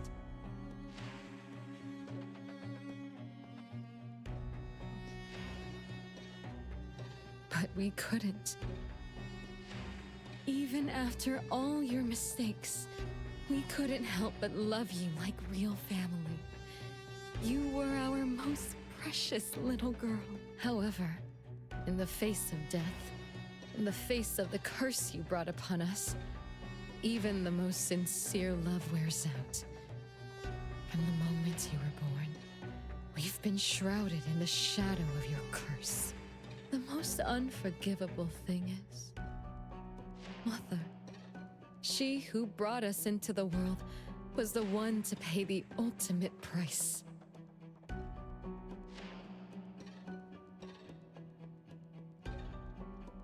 Look, it's playtime again. Your favorite game of hide and seek. You were always the worst at hiding. Anyone could find you easily. You were bad at hiding, but worse when you were it. Once, you turned the house upside down and still couldn't find anyone. I remember. It was getting late, but the house was so quiet, so empty. I remembered the ghost stories you told me. I suddenly felt the paintings were staring at me, and the tables and chairs were slowly moving. I thought you left me behind. You finally remembered. But now, looking at it, the opposite is true. You're the one who abandoned us. When you started wailing that day, we came out of our hiding places. Do you remember what we told you? We are a family, and we'll always be together. That's right. Good girl. Time is up for hide and seek. Once again, you're all alone. Come find us. I'll be it? This time, you have to find all of us. We'll be waiting for you.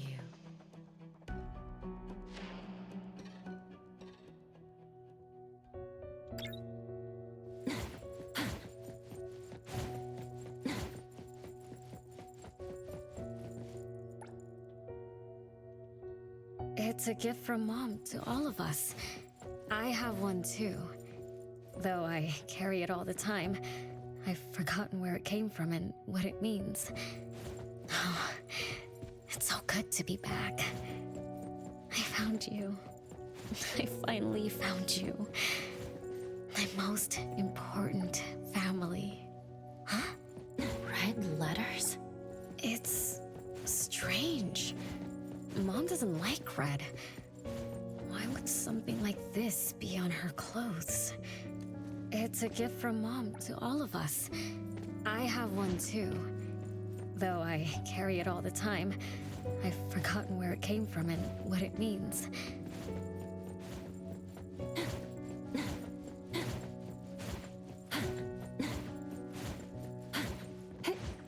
The wind's just right.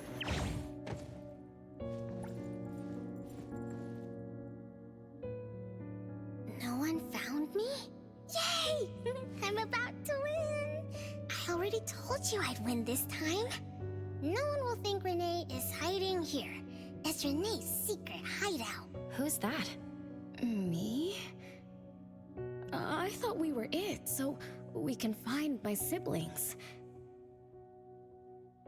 But why is my childhood self here?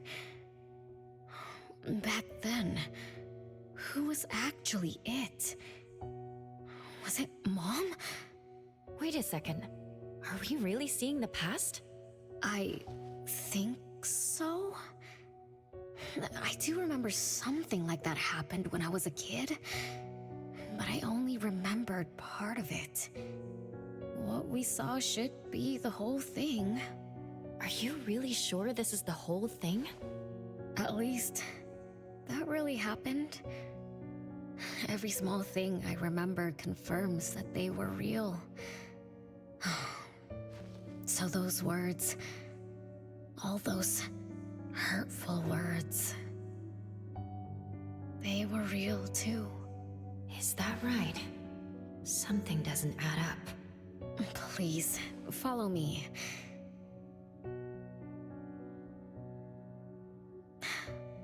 That's my hideout.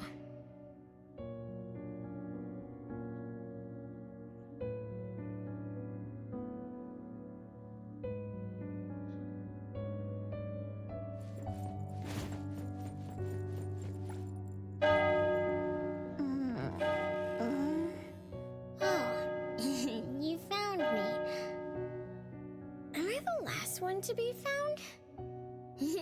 That means I almost won, right? Next time, I'm going to hide somewhere no one can find. Oh, are we going to eat soon? Remember to wash your hands before eating. My big sis and big bro will check. If I don't wash my hands, he'll pinch my cheeks. He always says my cheeks are like the softest dough. He only says that because he wants to pinch them. I'm going back now. Is this the last puppet? No. The last one is here. Look, another letter. R. I've always carried this puppet around. Why is there a red letter etched to it too? It must mean... You finally arrived, Renee. Yes! Big sis, I'm back! But you still don't understand. All you did was watch a replay of how our family met our demise. You must have enjoyed how we cursed ones relive our miseries day after day. No, Big Sis, that's not true! The audience, forgetting they were part of the play, denies their sins, as if forgetting would make it all go away. Have you ever wondered why you forgot this home? Forgot us? Were you forced to forget, or were you unwilling to look back? Renee, you can't lie to yourself. I forgot about the family because I was escaping the past. Looks like you've finally found the answer. Yes, I was born from your desire to escape everything. You left all the painful memories of home with me, so you could live carefree in your blissful ignorance. And I will forever call you back, trying to make you remember. You belong here. You belong to our family. So one day, you will knock on our door again.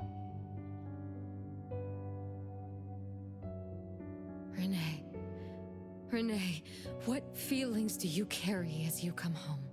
Now that you remember what happened when we were children, now that you know of the curse you cast upon us, are you shaken? Do you even feel the slightest bit of guilt? You won't. You've always been selfish, greedy, and reckless.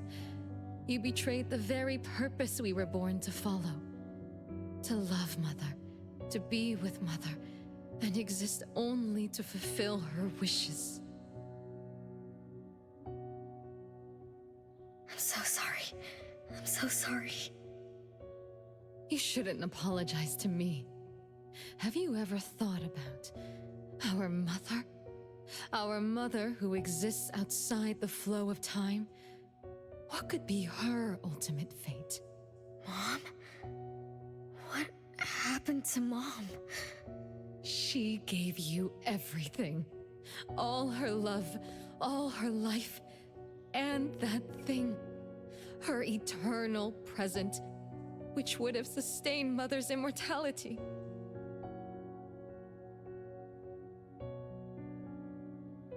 Wait a minute. Big Sis, don't leave! The clock still turns backward. Let's return to the past to witness that final day of destiny where you are forever frozen. Come then, child of betrayal. I'll be waiting for you on the final stage.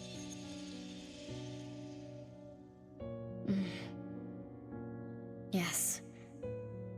I betrayed this family. I lived in a daze. Left my family behind. Just to forget my own sins and escape from my endless guilt. That sin. An unforgivable betrayal. I lived for so long, without purpose. Until today. Renee? Look.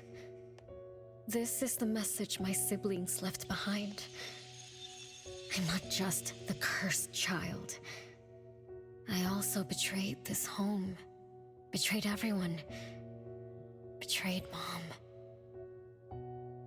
But my family is still calling out to me. I still have a chance, right?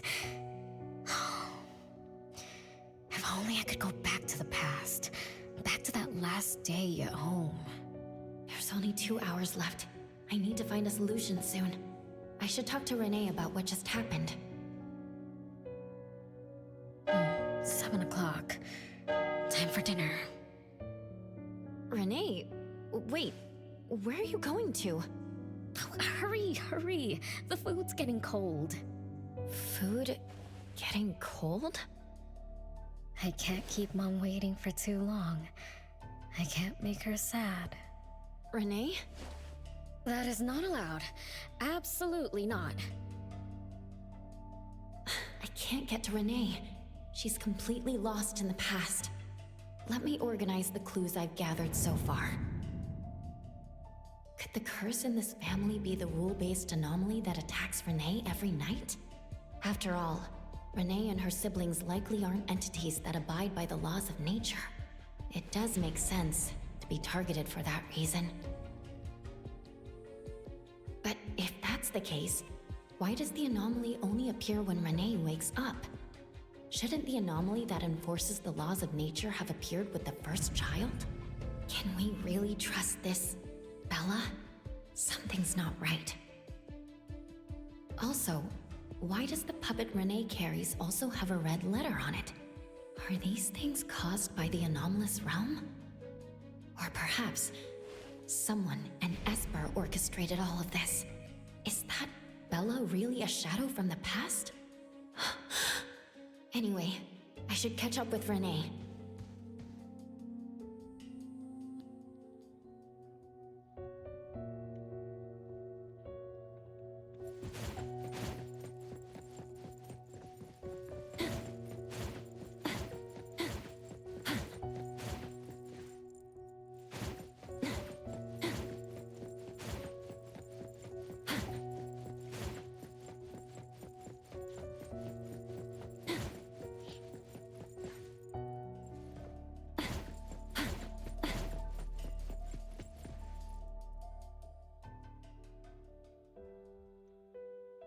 What's wrong, Renee? You haven't eaten much. Big Bro's cooking is great. I'm just not hungry. The Mighty King looks tired. He's not moving at all. Won't even sing anymore. Your little cricket? Yeah, my favorite one. Did the Mighty King die? He was still wiggling his whiskers around confidently yesterday. Or maybe he's just in a bad mood, like me. I don't know. cherry tree sprouts green buds, while my little Renee blooms with laughter. Each day, withered leaves drift down, returning to soil, resting peacefully with insects that will never sing again. Such is life, a circle without end. Don't be sad. You'll catch new crickets with shinier shells and better songs. But I want to play with the Mighty King. He's been with me for a long, long time. Is there anything after death? Will we die too? I know. It's a world where you're all alone. No mommy, no big brothers or sisters. Just a world that's always dark. That sounds scary. I don't wanna... Scary? You're funny, Renee. Can't move, can't hear, can't see. That's no different from when we were sleeping in our wooden boxes. Dying isn't that big of a deal. Being alive is much better. I want to be with Mom and everyone forever. Appraiser, you're here. Wasn't I immature back then? My time with my family was running out. Mom had to witness my siblings enter the final countdown. Yet she still had to answer questions like that. Mom, who loved us deeply, must have been terrified of losing us, too. Appraiser, could we go see her? I just need to see her a bit more.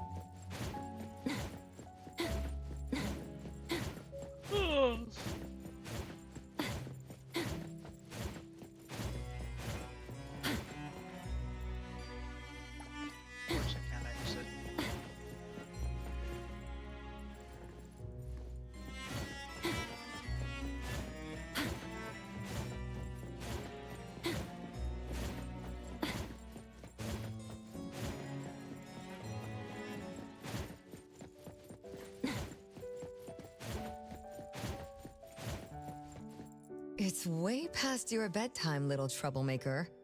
I can't sleep. Oh, still feeling sad about the Mighty King? Bella told me I'd feel better if I cry. She said that kids like me just needed to cry, get a good night's sleep.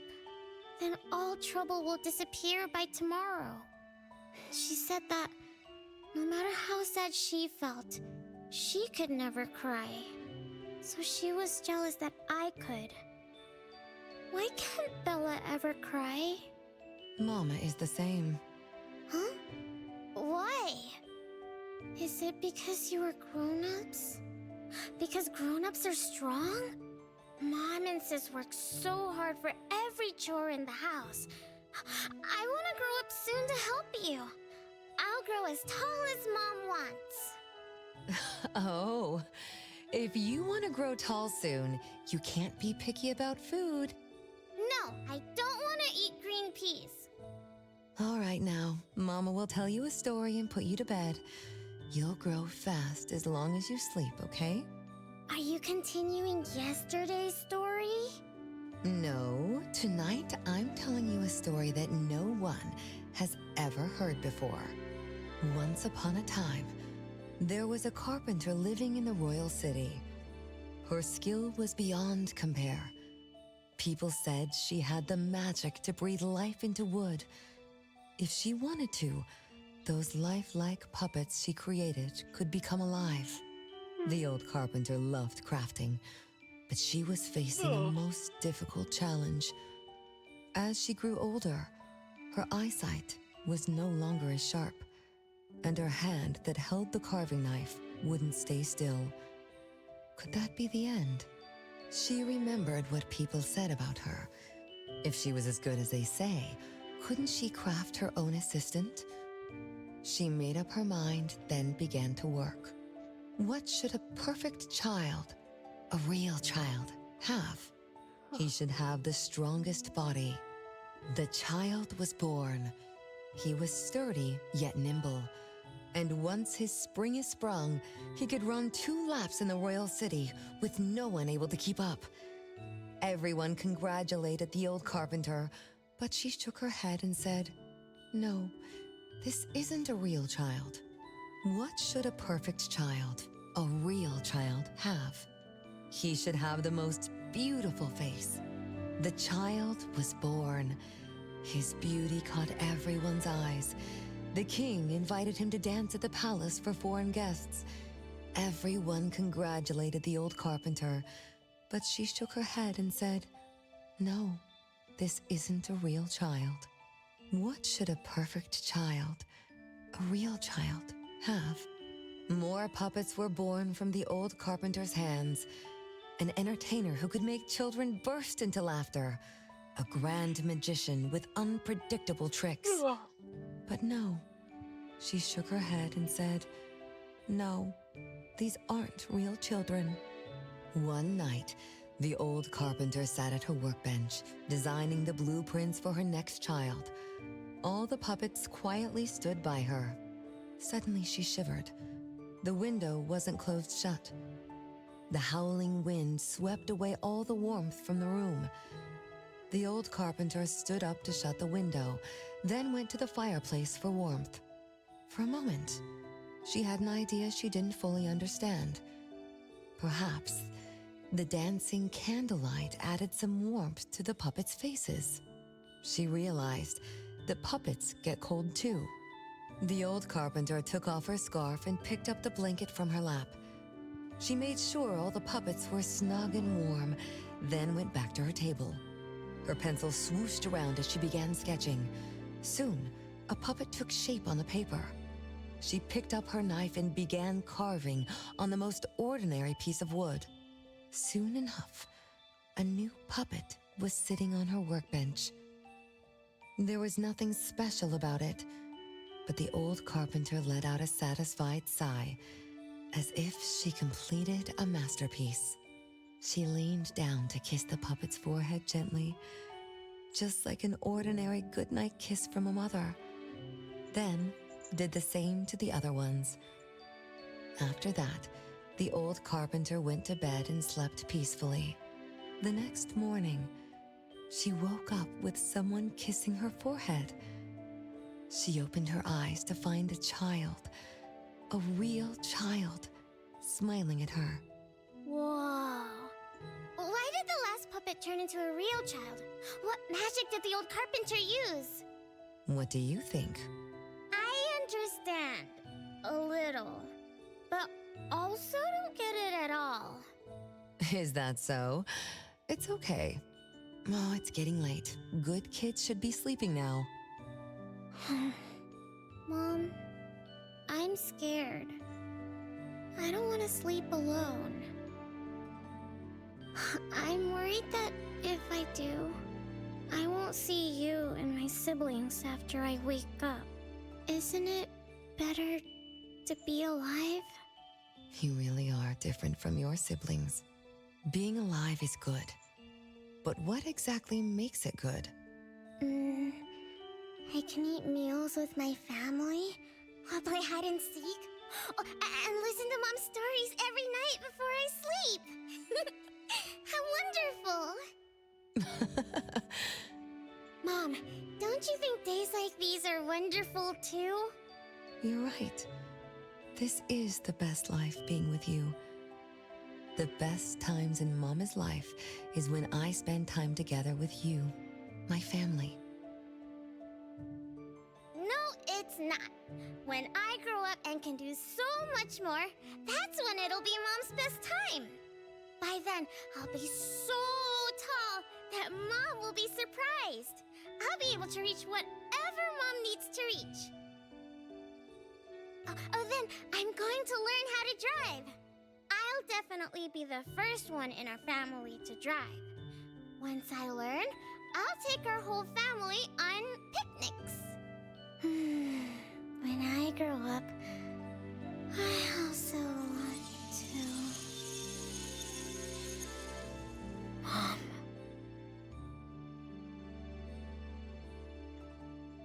Live. Live forever and ever. Do you remember now? That most selfish and greedy wish you made to our mother. With our death sentence, we should have turned back into puppets over 50 years ago. Have you ever wondered why you've been able to escape the debt collector until today? That's the secret that granted eternal life. The secret that froze Mother's body and soul at that very moment.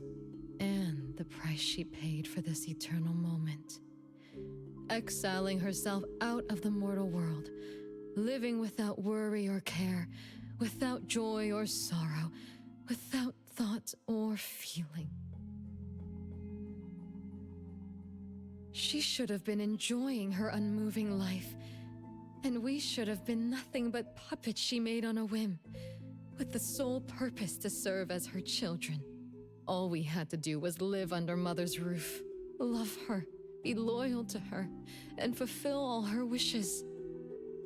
It should have been that way, even when faced with the registry, faced with the curse you invited. All we could do was to give everything we got, and do our best to fulfill our mission until the countdown ends. But what about you? You endlessly sought for Mother's attention, affection, and everything she could possibly give. Now tell me, on that final night, what did you wish from Mother? I told her I wanted to grow up fast. That's right, honest child. And then?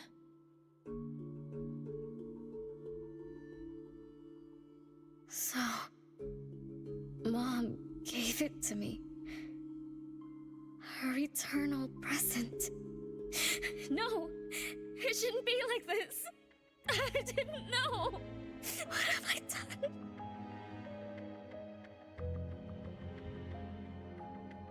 Renee, it's not like that! Yes, the eternal present that should have protected Mother is now in your eyes. You didn't just betray us, but also the person who loved you most. So tell me, how does that make you feel? Guilt? Regret? But you don't need to apologize to me. We'll forgive you, and Mother will still love you. You're still our adorable little one, our innocent troublemaker. Forgive me?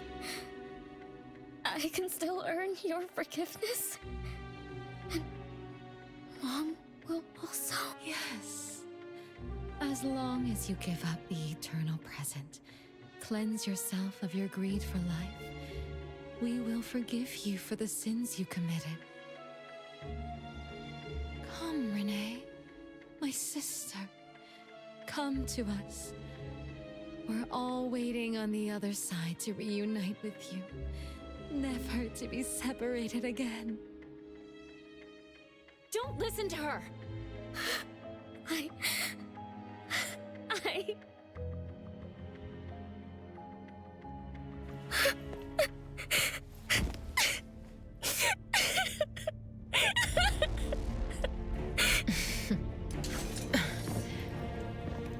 Who exactly are you?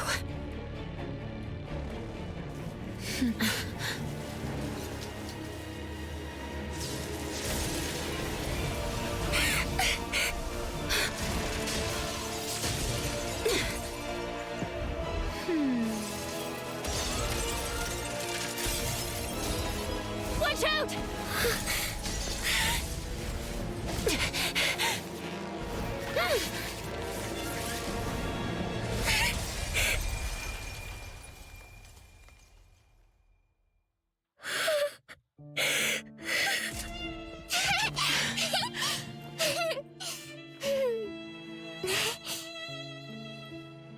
Remember to get to bed early and eat your veggies. My little petal needs to grow up healthy and happy. Don't forget Mama after you grow up, okay?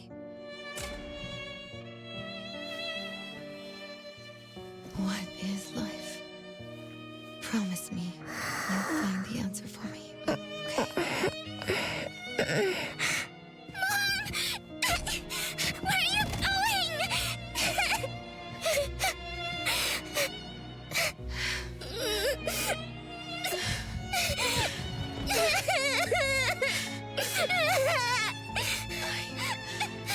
I don't need you anymore.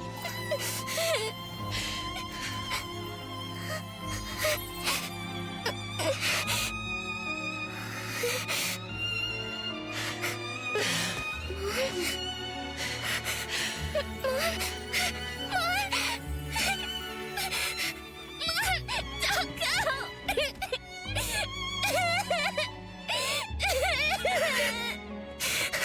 It's all my fault. It's all because of me that Mom... No! I don't want this! See? Now I can live forever. I don't need you anymore!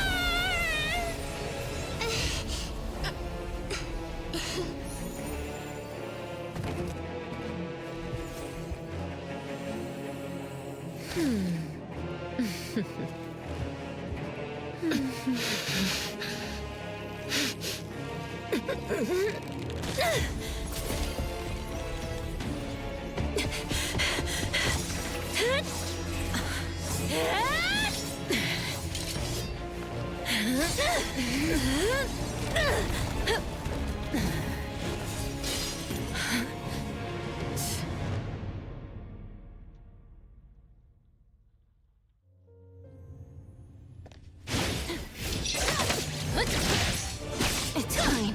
Rage, hatred, resentment, with fierce emotions, as if engulfed in flames.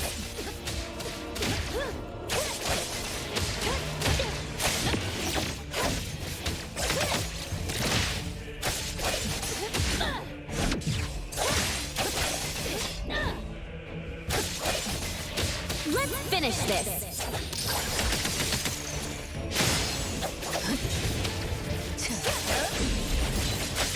Be careful.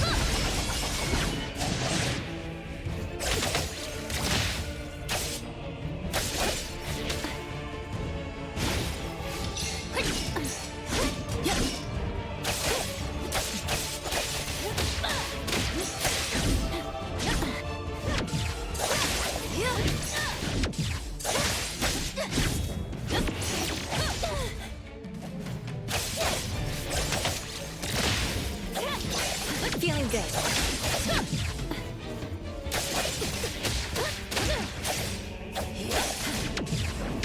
Not too difficult.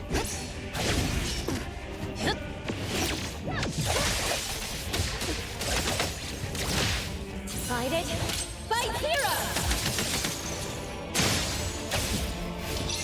Feeling good.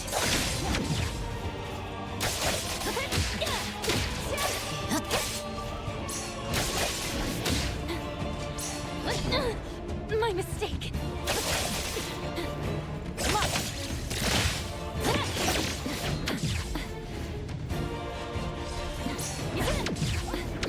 Not too difficult.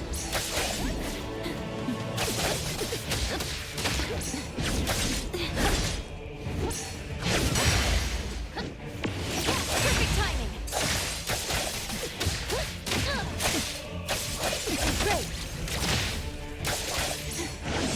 Great. Feeling good. Let's finish this. Stronger than I expected. Let me It's show fine. you something.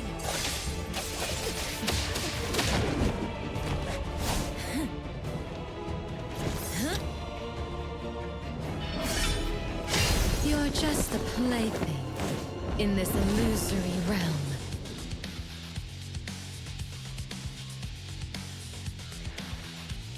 Yep.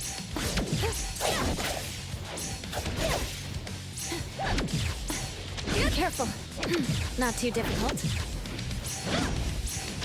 Entertain me with your strut. It's fine. Once I'm born, I'll bury you in this scarlet floral sea.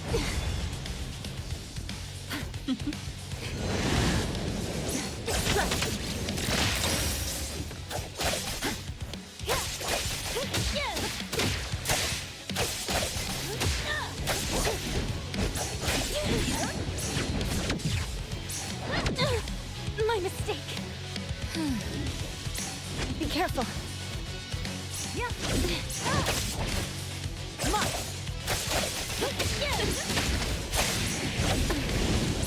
It's not over yet.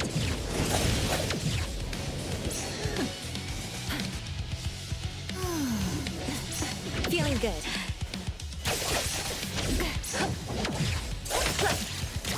Let's finish this.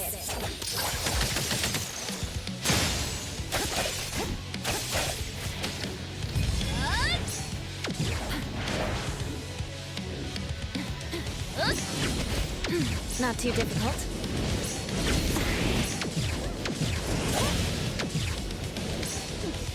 Come on.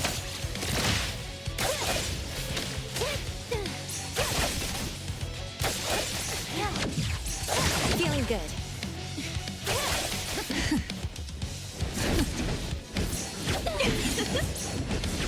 The wind's just right.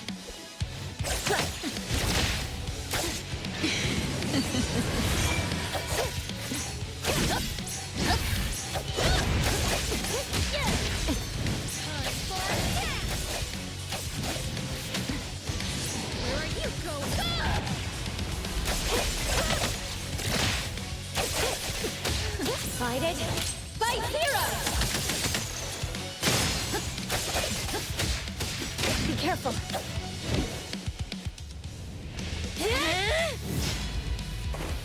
You. I won't let you do this! Such arrogance!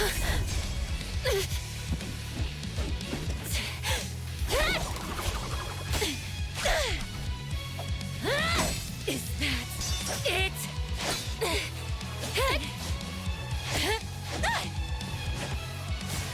Come again! As you wish! Interesting. Unfortunately, this is the end! Cower before me!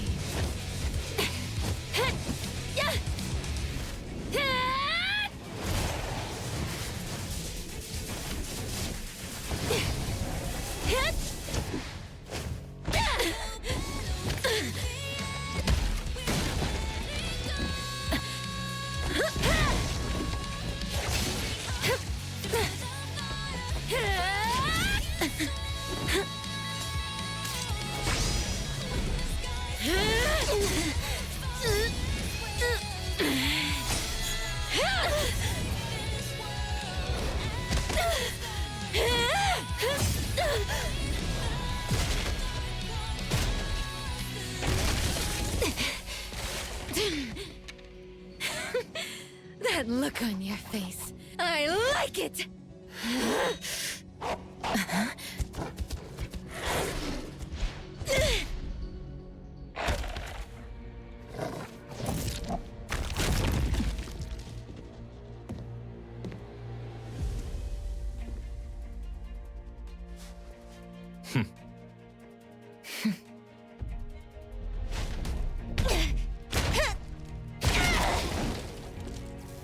So you're the one behind all this! It's you. All at once? Tick-tock, tick-tock. Aren't you running out of time?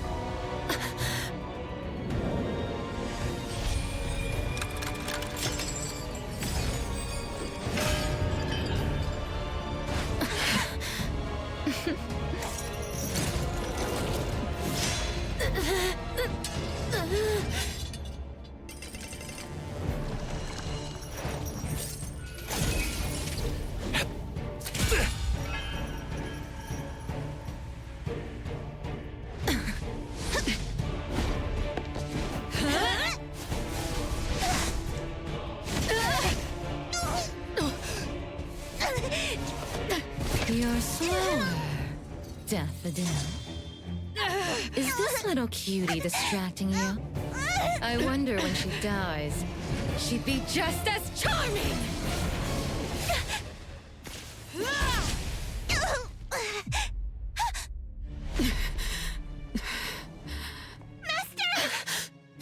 How nostalgic, sister. Sanko. We'll meet again. Just so you know, Mother misses you too.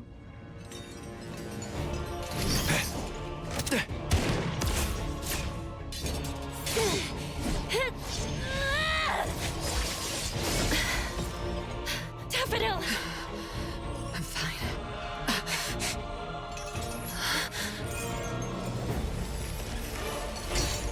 It's not over yet.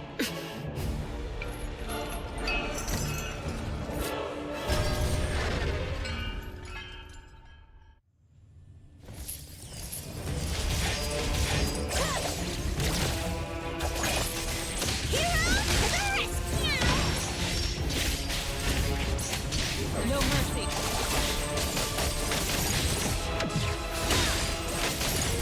Trust me. Nice work. No problem.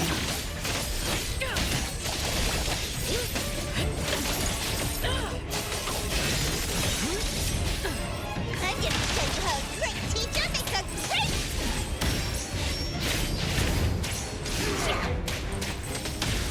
Take that! The city's mine! Let me through. Let's finish this.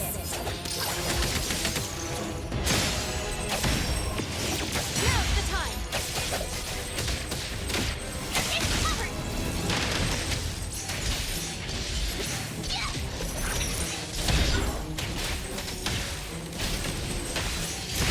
Nice work.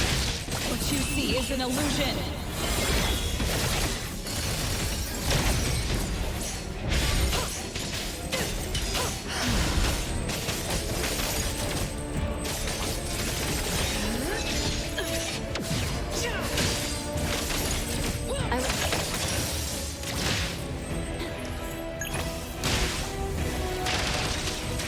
Everyone, follow my command!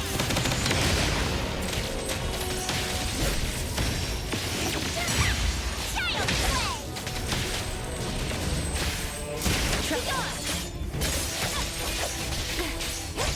Decided? Fight hero!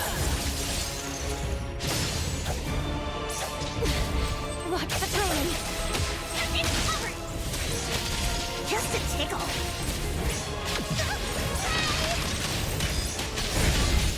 Quite arrogant!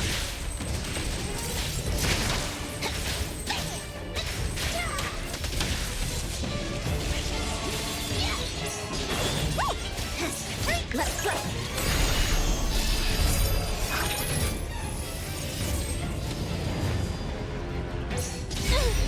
My mistake!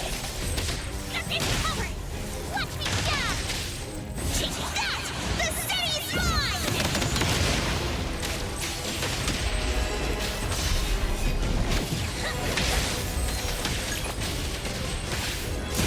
Arclight!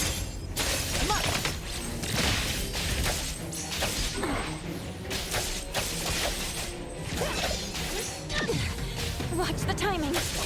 Let's finish this.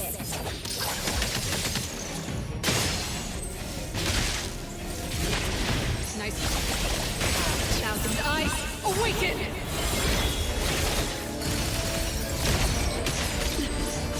Just let me, please.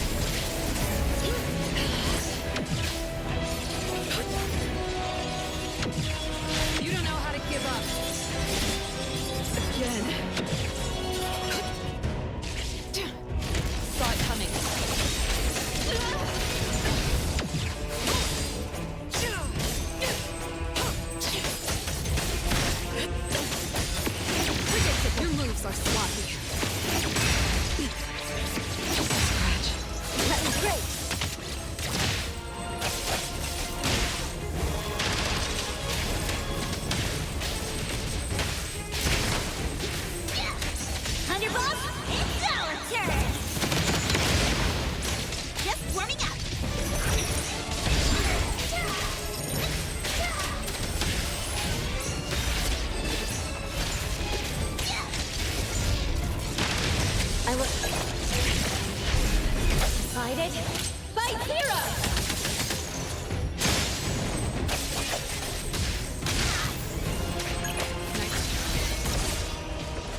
everyone okay? I'm fine, but Daffodil, are you okay? Master got hurt the worst, and it's all because of me. I'm fine, really. It's good that you're okay. Renee's unharmed too. Just dizzy from breaking free of the anomaly spell. Unfortunately, Zanko got away. She's the core member of the criminal organization, the Scarlet Letter. And a report for the puppetization case. That's gonna be a lot of paperwork. Thanks to everyone from A-Bone. The Bureau will continue to investigate into the aftermath of the issue between the debt collector and the Constantine family. Tomorrow morning, I want those who know anything about the Scarlet Letter at the Bureau. We need to have a proper chat. Daffodil? I shouldn't need to fetch you at A-Bone, right? I see. Says who? Master deserves some rest tomorrow. Natalie, Appraiser. Let's go home.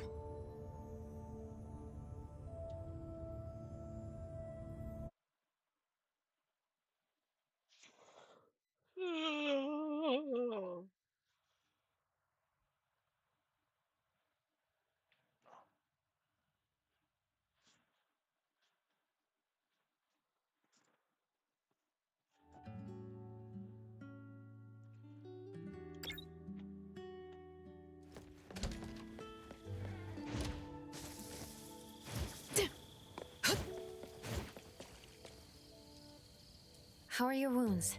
You should rest earlier tonight. It'll be fine soon. And how are you? Are you okay? Her Esper ability can affect people's minds through auditory and visual hallucination. I see. So all the stuff Renee and I saw were illusions layered on top of the debt collector's anomalous realm. Or rather, an illusory world tailor-made to her understanding of Renee, after thoroughly excavating Renee's thoughts and... In other words, Zanko used her Esper ability to alter the family's history, making Renee believe she was responsible for her family's deaths, leading her to voluntarily give up her eternal present. The eternal present probably requires the owner's verbal consent before it can detach itself. An anomaly that can grant its host immortality must be incredibly rare. The Scarlet Letter has acquired more than one rare anomaly. The incident at the Abisu auction was also their doing, with these reckless hits. It's like the Scarlet Letter is announcing their arrival at Hethero. This is just what their leader, Madame T, will do to demonstrate her superior— Madame T? Is she the mother Zanko spoke of? When she said, "Mother misses you too," could it be— I should have killed her back then. So Zanko used Scarlet Letters to spell betrayer. She could be considered my adoptive mother. I don't deny that she gave me the first home I knew of. It's true. I was once a member of the Scarlet Letter. No wonder Chaos spoke like that. He must have known that Daffodil was a member of the Scarlet Letter, the criminal organization he's pursuing. So Zanko went through all this trouble just to get the Bureau's attention? Hey, what matters now is that you're Daffodil from the A-Bone Antique Shop. Thank you. You're a good person.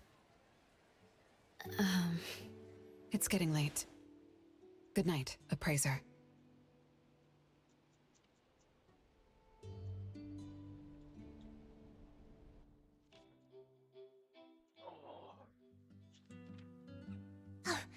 Appraiser.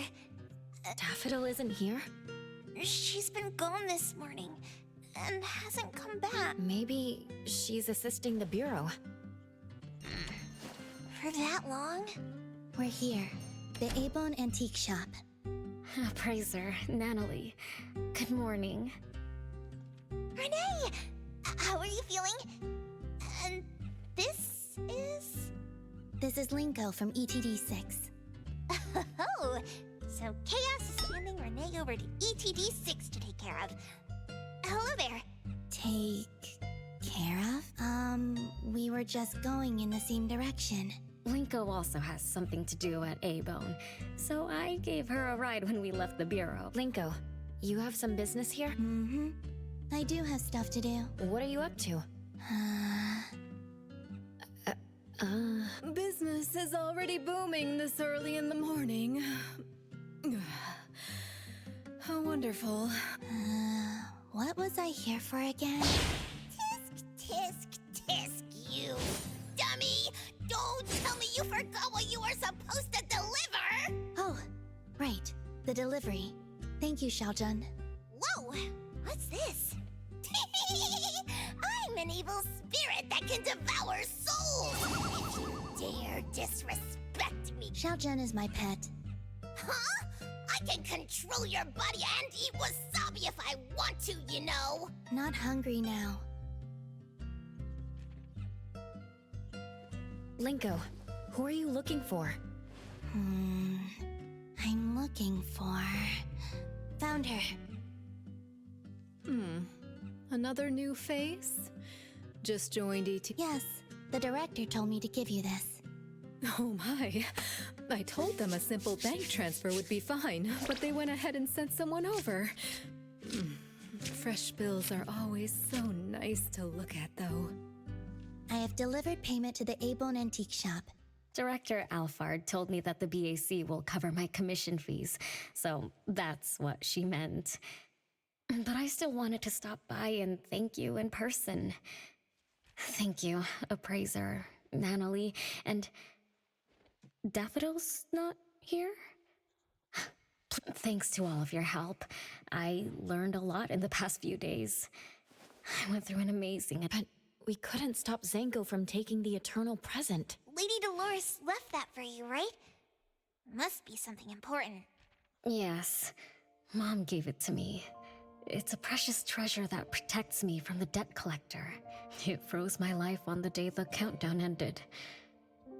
My time stopped flowing, and I was forever living in the moments between deaths arriving. I was tossed outside the flow of time and taken away from this world, where the years still pass and the seasons still change. For me, the eternal present negated the meaning of time. I gradually lost touch with my past and became unaware of everything happening around. Every little thing in life that becomes precious because of the flow of time. In the end, I forgot what Mom and my siblings expected of me. I forgot why I was born and why I even existed. Until now, was that really living? That was the secret, or rather, curse, of the eternal life Mom and I possessed. Mom was also affected. She found life dreadfully boring, so she hoped that our companionship would ease her eternal loneliness. It might have been fortunate for me to lose the eternal present, but honestly, I gained so much more. Most importantly, you helped me remember things from the past, and I finally found myself. That feels so great. I suppose I went through a rebirth, right? I'm so happy for you, Renee. What about the debt collector? Don't worry, I have a solution. Well, in addition, to make the most of this precious rebirth, I've decided to travel around the world. I'll probably leave Hethero for a very, very long time. So for each and every day ahead, I wish you good morning, good afternoon, and good evening.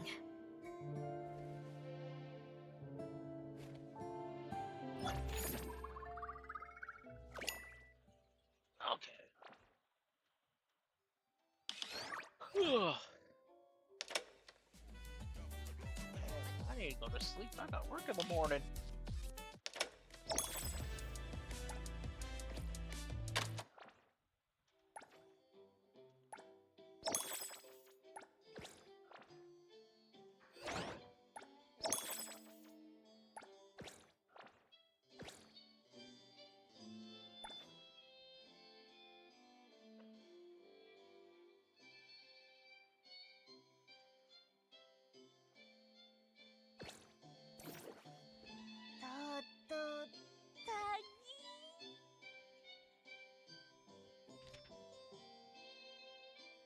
Taki do taki taki. Taki taki do taki.